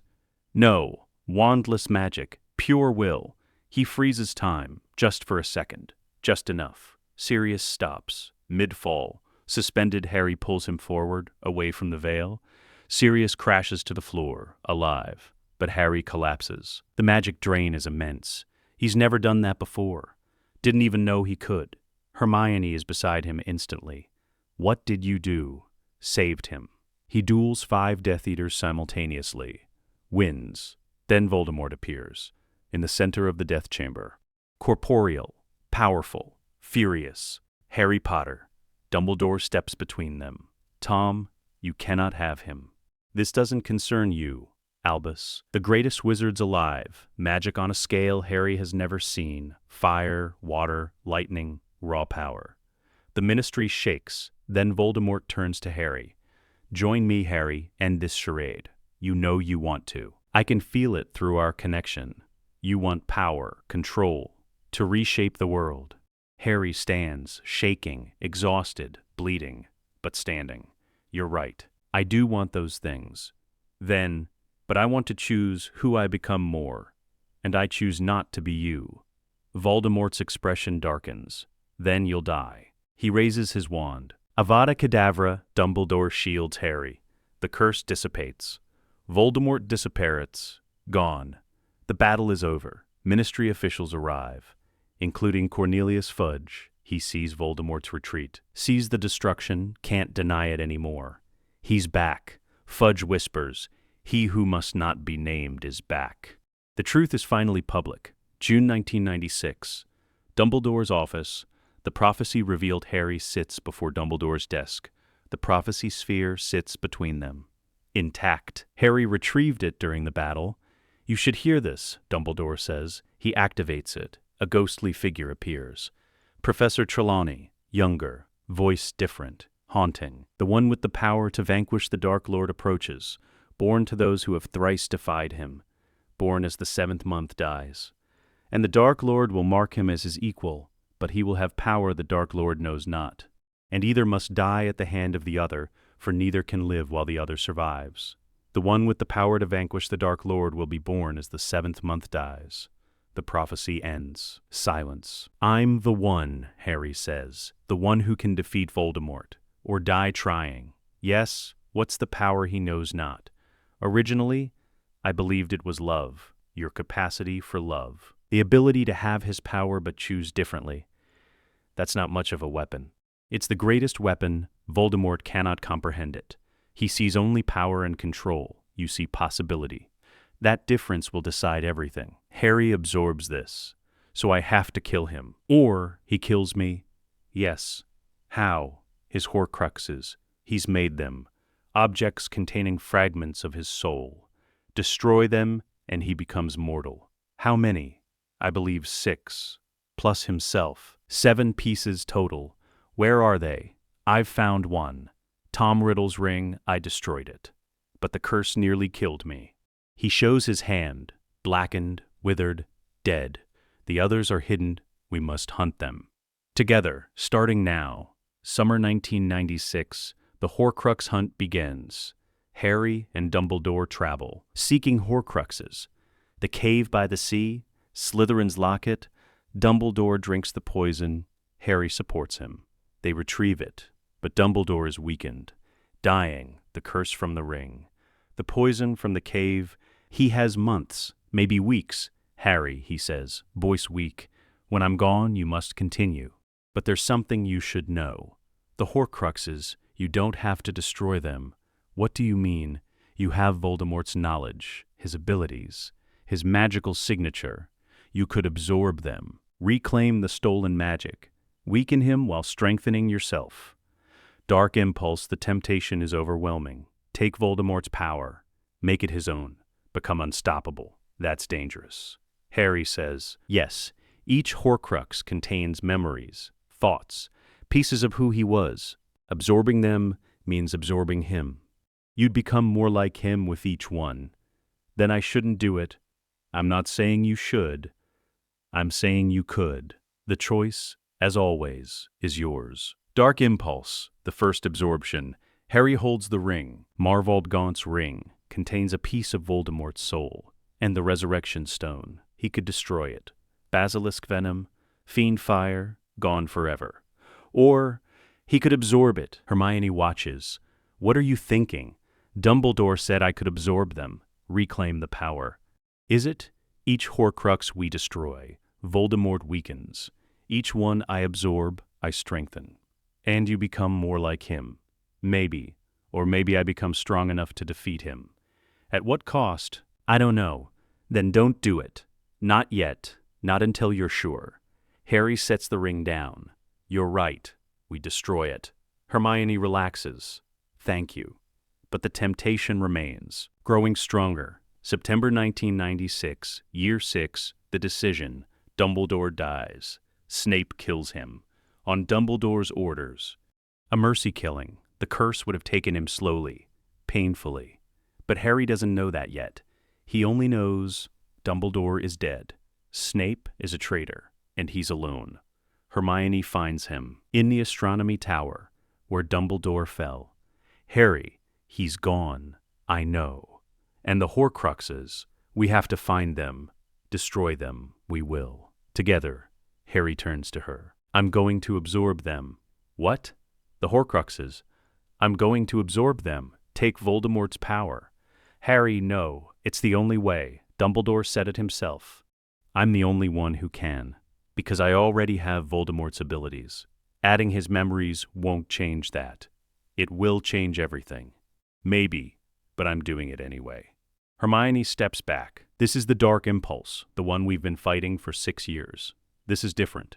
This is strategic. It's suicide. You'll lose yourself, like you always do. After each Horcrux, we'll have grounding sessions. You'll remind me who I am. What if I can't? Then I was always going to become this. Better to do it fighting Voldemort than becoming him. Hermione is silent. Then, fine. But I'm with you. Every step. Every Horcrux. And if you start losing yourself, I'm destroying the rest. No matter what you say. Deal. Marvolo Gaunt's ring. The first Horcrux he'll absorb, his hand trembles. Hermione watches. Are you absolutely certain? No, but I'm doing it anyway. He closes his eyes. Channels his magic. The technique comes from Tom Riddle's transferred knowledge. Soul magic. Absorption rather than destruction. The fragment flows into him. Memories explode through his mind. Tom Riddle at 16, standing in the gaunt shack, his grandfather and uncle dead, murdered by his hand, the killing curse so easy, so natural, the ring on his finger, the resurrection stone inside it, creating the Horcrux, splitting his soul, the pain, the triumph, the power. I am immortal, I am eternal, I am. Harry gasps, returns to himself. But the memories remain. Tom's thoughts feel like his own. His grandfather's face, the contempt, the superiority. Harry knows these emotions, has felt them. Hermione grabs his shoulders. Harry, look at me, he does. Her face swims into focus. Grounding session now. Who are you? Harry's mouth opens. For a moment, he's not sure. I'm Harry Potter. Who do you love? Images flash. Sirius laughing, Ron playing chess, Hermione studying by firelight. Sirius, Ron, you. Why do you fight? To protect people, to stop Voldemort. To prove, he stops. Tom Riddle's voice in his head, to prove you're better than me, to prove you can have power without becoming me. Yes, Harry says aloud, to prove that. Hermione nods. Good, you're still you. For now. The locket, Slytherin's locket, the second Horcrux, retrieved from the cave. Harry absorbs it. More memories. Tom Riddle at 11. At Wool's orphanage. Tormenting the other children. Billy Stubbs's rabbit. Hanging from the rafters. Tom standing below. Not guilty, not ashamed, proud. Dennis Bishop in the cave. The fear, the screams. Tom's laughter. Tom at Hogwarts. Opening the Chamber of Secrets. Speaking to the basilisk. Kill, hunt, purge the mudbloods. The joy of power, the certainty of superiority, framing Hagrid, watching him expelled. No remorse, just satisfaction. Harry returns to himself. Gasping, this time it's harder. The memories stick. Tom's thoughts blend with his. When Harry looks at Hermione for a moment he thinks, mudblood, she knows, saw it in his eyes. Nothing. Don't lie to me. The absorption is affecting you. I called you, in my head. He can't say it. Hermione's expression hardens. Grounding session, right now. What do you value? Power, control, the ability to wrong. Try again. I value. Harry forces himself to think, past Tom's memories, to his own. I value friendship, love, choice, the ability to be better than what I could become. Better. Tom Riddle's bigotry is inside him now, a poison he'll have to fight, every day. The cup, Hufflepuff's cup, third Horcrux. Stolen from Hepzibah Smith, Harry absorbs it.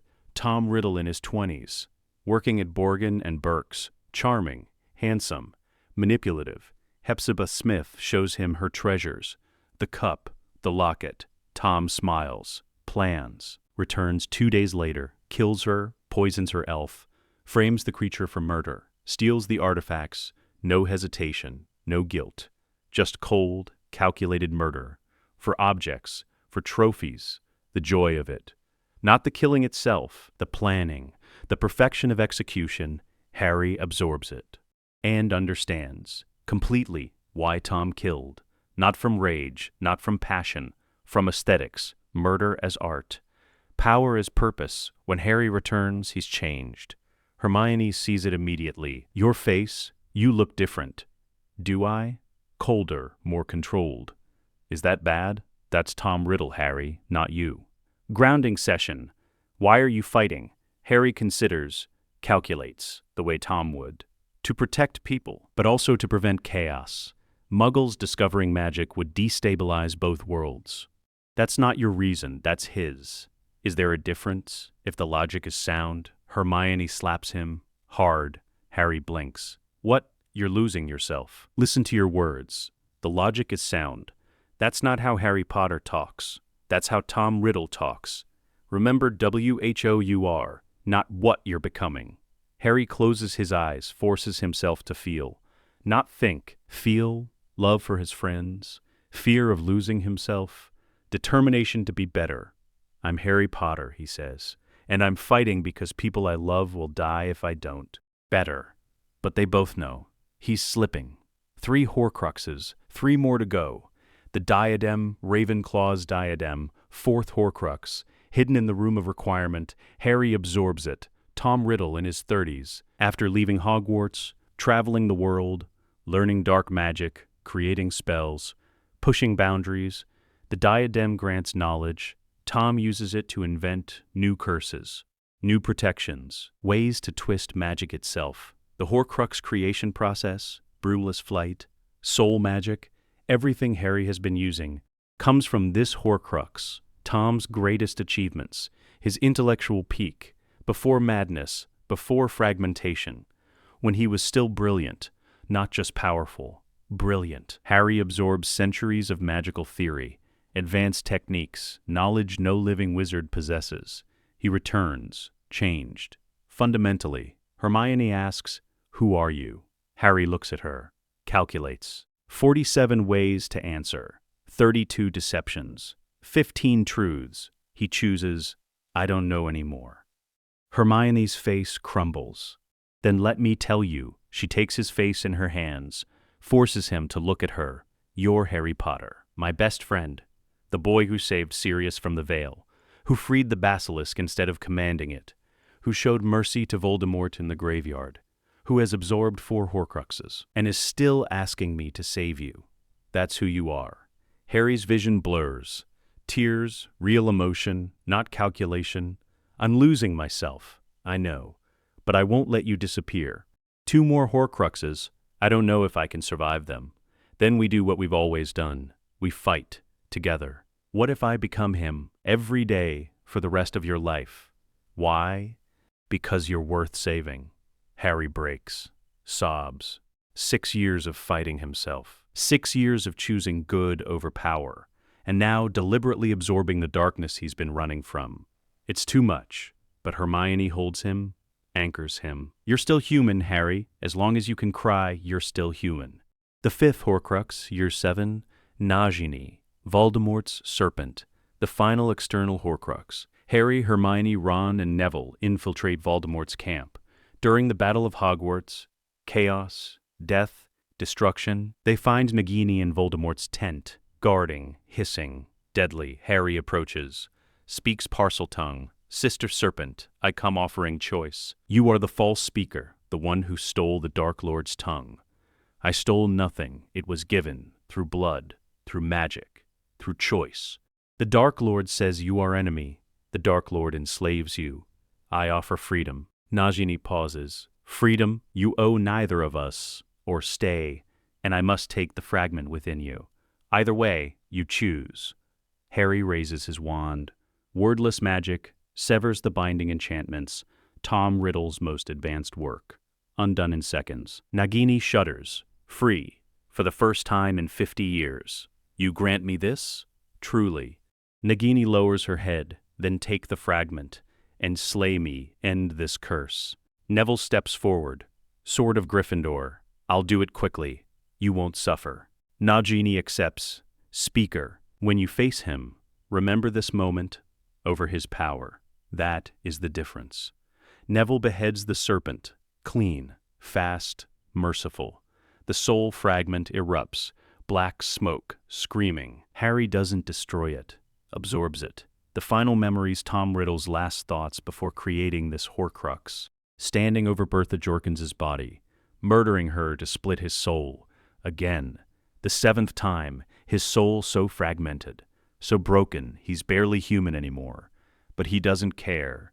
I am beyond death, beyond human weakness, beyond love. I am power incarnate, I am eternal. Let Potter come, let Dumbledore scheme, let the world tremble, I cannot die. The certainty, the absolute conviction, that power justifies everything. That immortality is worth any price. That love is weakness, friendship is liability. Trust is foolishness. And the only truth is power. Harry absorbs it all, returns to himself, and knows, completely, utterly, what Voldemort is, what he's been fighting. The line between them, invisible, crossed by a single choice. He collapses. Hermione catches him. Harry, Harry, stay with me. Harry opens his eyes, looks at her, and for a moment, he doesn't recognize her, just sees a mudblood, an obstacle, a tool. Then, her face, her eyes, the concern, the love, real. Hermione, he whispers. Yes, I'm here. I almost lost it, just then. But you didn't. You're still here, barely. She pulls him up. Grounding session, final one. Who are you? Harry's mind is chaos, Tom's memories, his own, all blended. I'm Harry Potter, say it. I'm Harry Potter. What do you choose? Power, control, immortality, revenge, justice, love, freedom. I choose to be human, even with all this. Even knowing what I know, I choose to be human. Hermione hugs him. Then you've won. The hardest battle, the one that matters, but you've already beaten him, because you chose differently. Now we just have to prove it. The final battle, Hogwarts courtyard, May 1998. Voldemort stands in the ruins, surrounded by Death Eaters. His army, diminished but still dangerous. Across from him, the Order of the Phoenix, the DA, the teachers, the students who chose to fight, and Harry Potter, walking forward. Hermione beside him, Ron, Neville, Luna, Ginny, his friends, his anchors. Harry Potter, Voldemort calls at last. They meet in the center. No one interferes. This is between them. Voldemort studies Harry. You've absorbed my horcruxes, all of them. I feel the void where they were. Yes, you have my memories, my knowledge, my power. You're more like me than ever. Yes. Voldemort smiles. Then you understand now. Why I did what I did, why immortality matters, why power is the only truth. Join me, Harry. We could rule together. Remake the world in our image. Everything you want, everything the mirror showed you, your friends beside you, but as lieutenants, not equals. The wizarding world kneeling, willingly, gratefully, because you'd be the perfect ruler, wise, fair, absolute. This is your destiny. Dark impulse, final, ultimate total. Harry has absorbed 6 horcruxes, knows Tom Riddle's every thought, every justification, every rationalization, and part of him, the part that is Tom Riddle now, agrees. Why shouldn't he rule? He's powerful enough, smart enough, he could fix everything, by force, permanently. He looks at Hermione, she doesn't speak, just watches. Her eyes say everything. I trust you, choose. Harry turns back to Voldemort. I've spent 6 years fighting to not become you. Every temptation, and then I absorbed your horcruxes. Let your memories into my mind. Do you know what I learned? Voldemort waits. I learned that you're right about power, about control, that the strong should lead, that the weak need guidance, that sometimes force is necessary. But I also learned that you're wrong about everything else. Love isn't weakness, it's strength. Friendship isn't liability, it's power. And immortality isn't freedom, it's a prison. You split your soul 7 times to escape death. But in doing so, you killed yourself piece by piece, until nothing remained but fear, hatred, control. I have your power, Tom, but I also have what you discarded. Humanity, and that makes all the difference. Voldemort's expression darkens. Then you've chosen death over glory, mortality over eternity. No, I've chosen life, real life, not the pale imitation you've created. You pity me? Yes, because you had everything I have, and you threw it away, for power you can't even enjoy, for immortality that's just existence, for a throne no one willingly kneels before, Die believing your weakness is strength. Avada Kedavra, green light, death itself. Harry doesn't shield, doesn't block, he absorbs. Using the soul magic from the Horcruxes, the killing curse strikes. Harry's body convulses, but his soul holds, anchored by love, by choice, by everything Voldemort discarded. The curse passes through him, harmless. Voldemort's eyes widen. Impossible. Here stands, not impossible, you gave me the knowledge to do that. In the Horcruxes, the soul magic, the techniques, I used your own power against you. Now it's my turn. Harry raises his wand, but he doesn't cast a curse. He uses the technique Hermione suggested. From the diadem's memories, soul dissolution. Tom Riddle, you chose to become Voldemort, to abandon your humanity, your name, your soul, for power, for immortality, for a legend. I unmake that choice. I dissolve the legend, the fear, the Dark Lord. You return to what you were, a man, a mortal, nothing more. The spell is dark, terrible, but Harry's intent is pure, not murder. Undoing, Voldemort's form wavers, the fear he created, the legend he built, the Dark Lord persona, all of it dissolves. The Death Eaters feel it, their dark marks burning, then fading, their master's power gone. What remains? Tom Riddle, 68 years old, mortal, powerless, dying. He looks at Harry, understanding finally. You've become me, Harry's response. No. I became what you could have been, to be human. And now you're just a man who chose wrong. And I'm the man who chose right. Tom Riddle collapses, his body failing. 7 Horcruxes destroyed. 7 pieces of soul lost. What's left can't sustain him. He dies. Not as Voldemort, not as the Dark Lord. Just Tom Riddle, a forgotten old man who could have been great, but chose fear instead. The Death Eaters, seeing their master reduced to nothing, flee or surrender. The battle ends, not with triumph, with silence. Harry stands over the body and feels nothing, no satisfaction, no joy. Just exhaustion. It's over, Hermione says. Is it? The war? Yes. The fight to be yourself? That continues. Every day, every day. The choice epilogue 1 month later. The wizarding world rebuilds. The Ministry offers Harry everything. Minister of Magic, Chief Warlock, Supreme Mugwump. The Wizengamot vote is unanimous. He can have any position he wants. Total authority to reshape magical society. Harry sits in Dumbledore's office, now his office. The portraits watch. Dumbledore's portrait speaks. You've been offered the world, Harry. I know. What will you do? Harry looks at the mirror of Erised. Still in the corner, he approaches. Looks, the image has changed. No longer a throne, no longer subjects. Just him. Teaching, students listening, learning, Hermione beside him, equal, partner, friend, free. I'll become headmaster, Harry says. That's all? Dumbledore asks. That's everything. You could rule. I know, but ruling means becoming what I fought against. Even benevolent dictatorship is still dictatorship. I'll teach instead, show students what I learned, the power, the temptation, the choice. Let them decide for themselves. The Ministry is asking for an answer. Tell them I accept headmaster, nothing more. You're sure? Completely, democratically, properly. The long game. Always the long game. They stand together, looking out over Hogwarts. The future unfolds. Uncertain, challenging, free. Do you regret it? Hermione asks. Absorbing the Horcruxes? Nearly losing myself?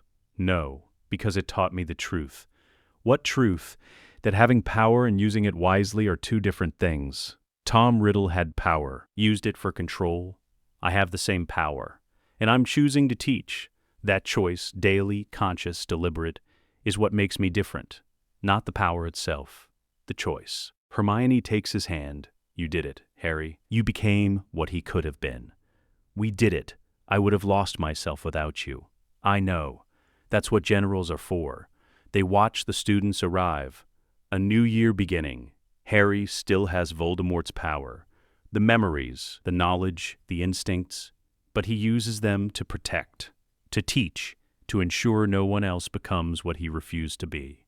Every morning he wakes, looks in the mirror, and chooses to be Harry Potter, not Lord Voldemort, not the next Dark Lord, not even a benevolent dictator, just a teacher who once held the world in his hands and chose to let it be free. That choice, renewed daily, is his greatest magic. The power Voldemort never knew, not love alone, but the ability to have everything and choose to use it wisely, or not at all.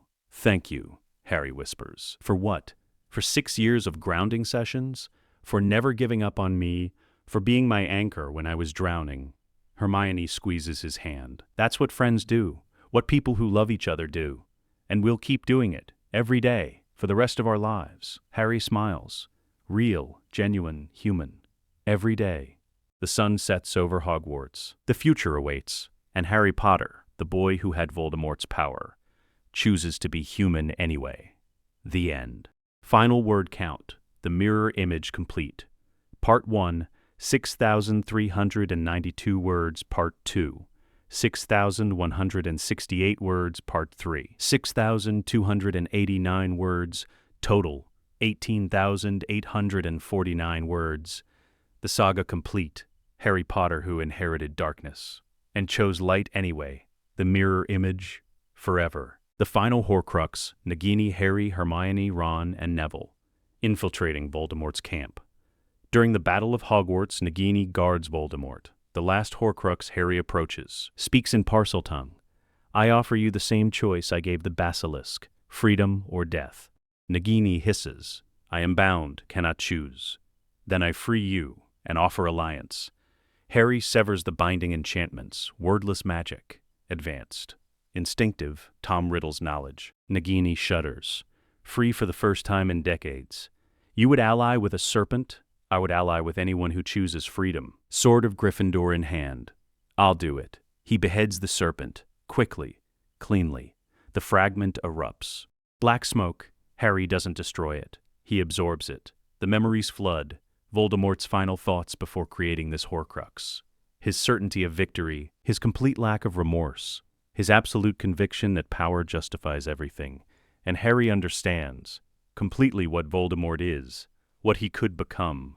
The line between them, invisible, fragile, crossed by a single choice. Hermione grabs him.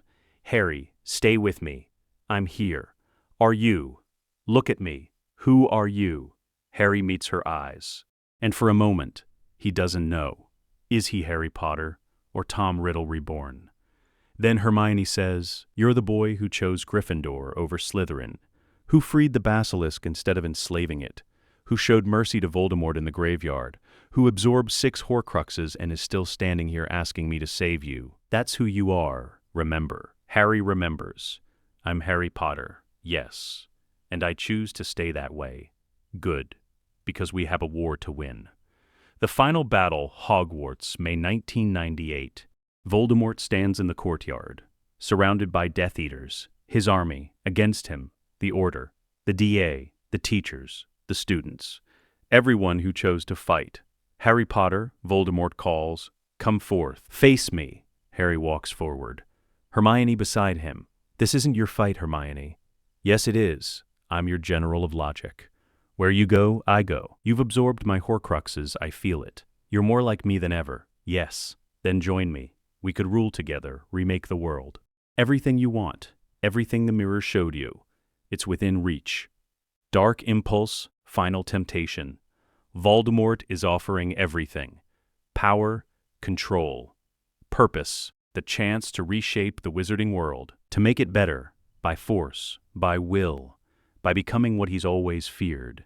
Harry looks at Hermione. She doesn't speak, just watches. Trusting him to choose, he turns back to Voldemort. I've spent 6 years fighting to not become you, absorbed your Horcruxes, learned your techniques, gained your power. And through it all, one thing kept me human. Choice. Every day, I choose who I want to be. Today, I choose to end you. Voldemort smiles. Then let's see what you've become. Wordless, wandless, raw power. Harry uses everything. Tom Riddle's knowledge, his own instincts, the power Voldemort knows not. Love. They're equal, perfectly matched, every spell countered, every curse blocked. The battle could last forever. Then Hermione speaks. Harry, the soul dissolution technique, from the Horcruxes. Harry knows it, absorbed it from the diadem, a dark arts technique. To unmake someone, not kill their body, destroy the concept of them, erase them from existence. That's dark magic. The difference is intent. He created Horcruxes to live forever. Use his own technique to end him. Harry focuses, channels all his power, all his knowledge, all his choice. Tom Riddle, you chose to be Voldemort, to abandon your humanity for power. I unmake that choice. I dissolve the legend, the fear, the name. You return to what you were, a man, a mortal, nothing more. The spell activates, dark, terrible, absolute. Voldemort screams. His form wavers, the fear people feel when they hear his name. Fades, the legend of the Dark Lord. Dissolves, what remains Tom Riddle, 60-something, mortal. Powerless, he collapses, ages catching up. Dying not as a Dark Lord, but as a forgotten man, his last words, "You've become me." Harry's response, "No, I became what you could have been, if you'd learned to love." Tom Riddle dies. Not with drama, not with spectacle, just ends. The Death Eaters, seeing their master reduced to nothing, surrender or flee. The battle is over, Voldemort is gone, and Harry Potter stands. Holding absolute power, the choice epilogue. The wizarding world celebrates victory, freedom, peace. They offer Harry everything. Minister of Magic, Chief Warlock, Supreme Mugwump, any position he wants. The authority to reshape society, make it what it should be, everything the mirror showed. Within reach, Hermione finds him, on the astronomy tower, where Dumbledore died. They're offering you the world. I know. Rule wisely, fairly, absolutely. Make the hard choices no one else can. Protect everyone, forever. But, do you remember what you asked me, years ago? Hermione nods. Do you want to be Harry Potter, or do you want to be the next Tom Riddle? Because you can't be both. Choose. And I choose Harry Potter. What does that mean? I become headmaster of Hogwarts, teach defense against the dark arts, and the dark arts themselves, under controlled conditions. With ethical frameworks as, I show students what I learned, the temptation, the power, the choice, and I let them choose for themselves. Hermione smiles. And me? You become minister, implement reforms. I'll design the policies. You'll enact them legally. Together, we rebuild, without tyranny. The Grey Sovereign approach. Exactly. You're sure? You're giving up absolute power. No, I'm choosing how to use it. There's a difference. 20 years later, Hogwarts, September 2018. Headmaster Harry Potter stands in the Great Hall. Greeting first years. Older now. 38. Scarred. Powerful. But still Harry. His office is different from Dumbledore's. Books on dark arts alongside defense texts. A portrait of Dumbledore on the wall. The mirror of Erised in the corner. Sometimes Harry looks at it. The image has changed. No longer a throne. No longer subjects kneeling, just him, teaching, free, happy, with Hermione beside him, equal, partner, friend. And that's enough. Minister Hermione Granger visits, still his anchor, still his conscience. Another year, she says. Another year, he agrees. Do you ever regret it? Turning down the ministry? Never. Do you regret becoming minister instead of letting me reshape everything by force? Never. We're changing the world, Harry. Just slowly, legally, properly. The long game. The long game. They stand together, looking out over the grounds. The students arriving, the future unfolding. Harry still has Voldemort's power, the knowledge, the abilities, the instincts. But he uses them to teach, to protect, to ensure no one else becomes what he refused to be. Every day he makes the choice to be Harry Potter. Not the next Dark Lord, not a benevolent dictator. Just a teacher, who once held the world in his hands, and chose to let it be free. That choice renewed daily is his greatest magic. The power Voldemort never knew. Not love alone, but the ability to have everything, and choose to use it wisely, or not at all. "Thank you," Harry says quietly. "For what?" "For never giving up on me, even when I was absorbing horcruxes and losing myself." Hermione takes his hand. "That's what friends do. That's what generals do. And that's what people who love each other do." They stand in comfortable silence, the sun setting over Hogwarts, the future uncertain. But Harry knows one thing: as long as he keeps choosing, as long as Hermione keeps anchoring, as long as he remembers who he is, he'll never become what he feared. He'll remain Harry Potter and chose to be human anyway. Let us know what you'd like to see next. The end.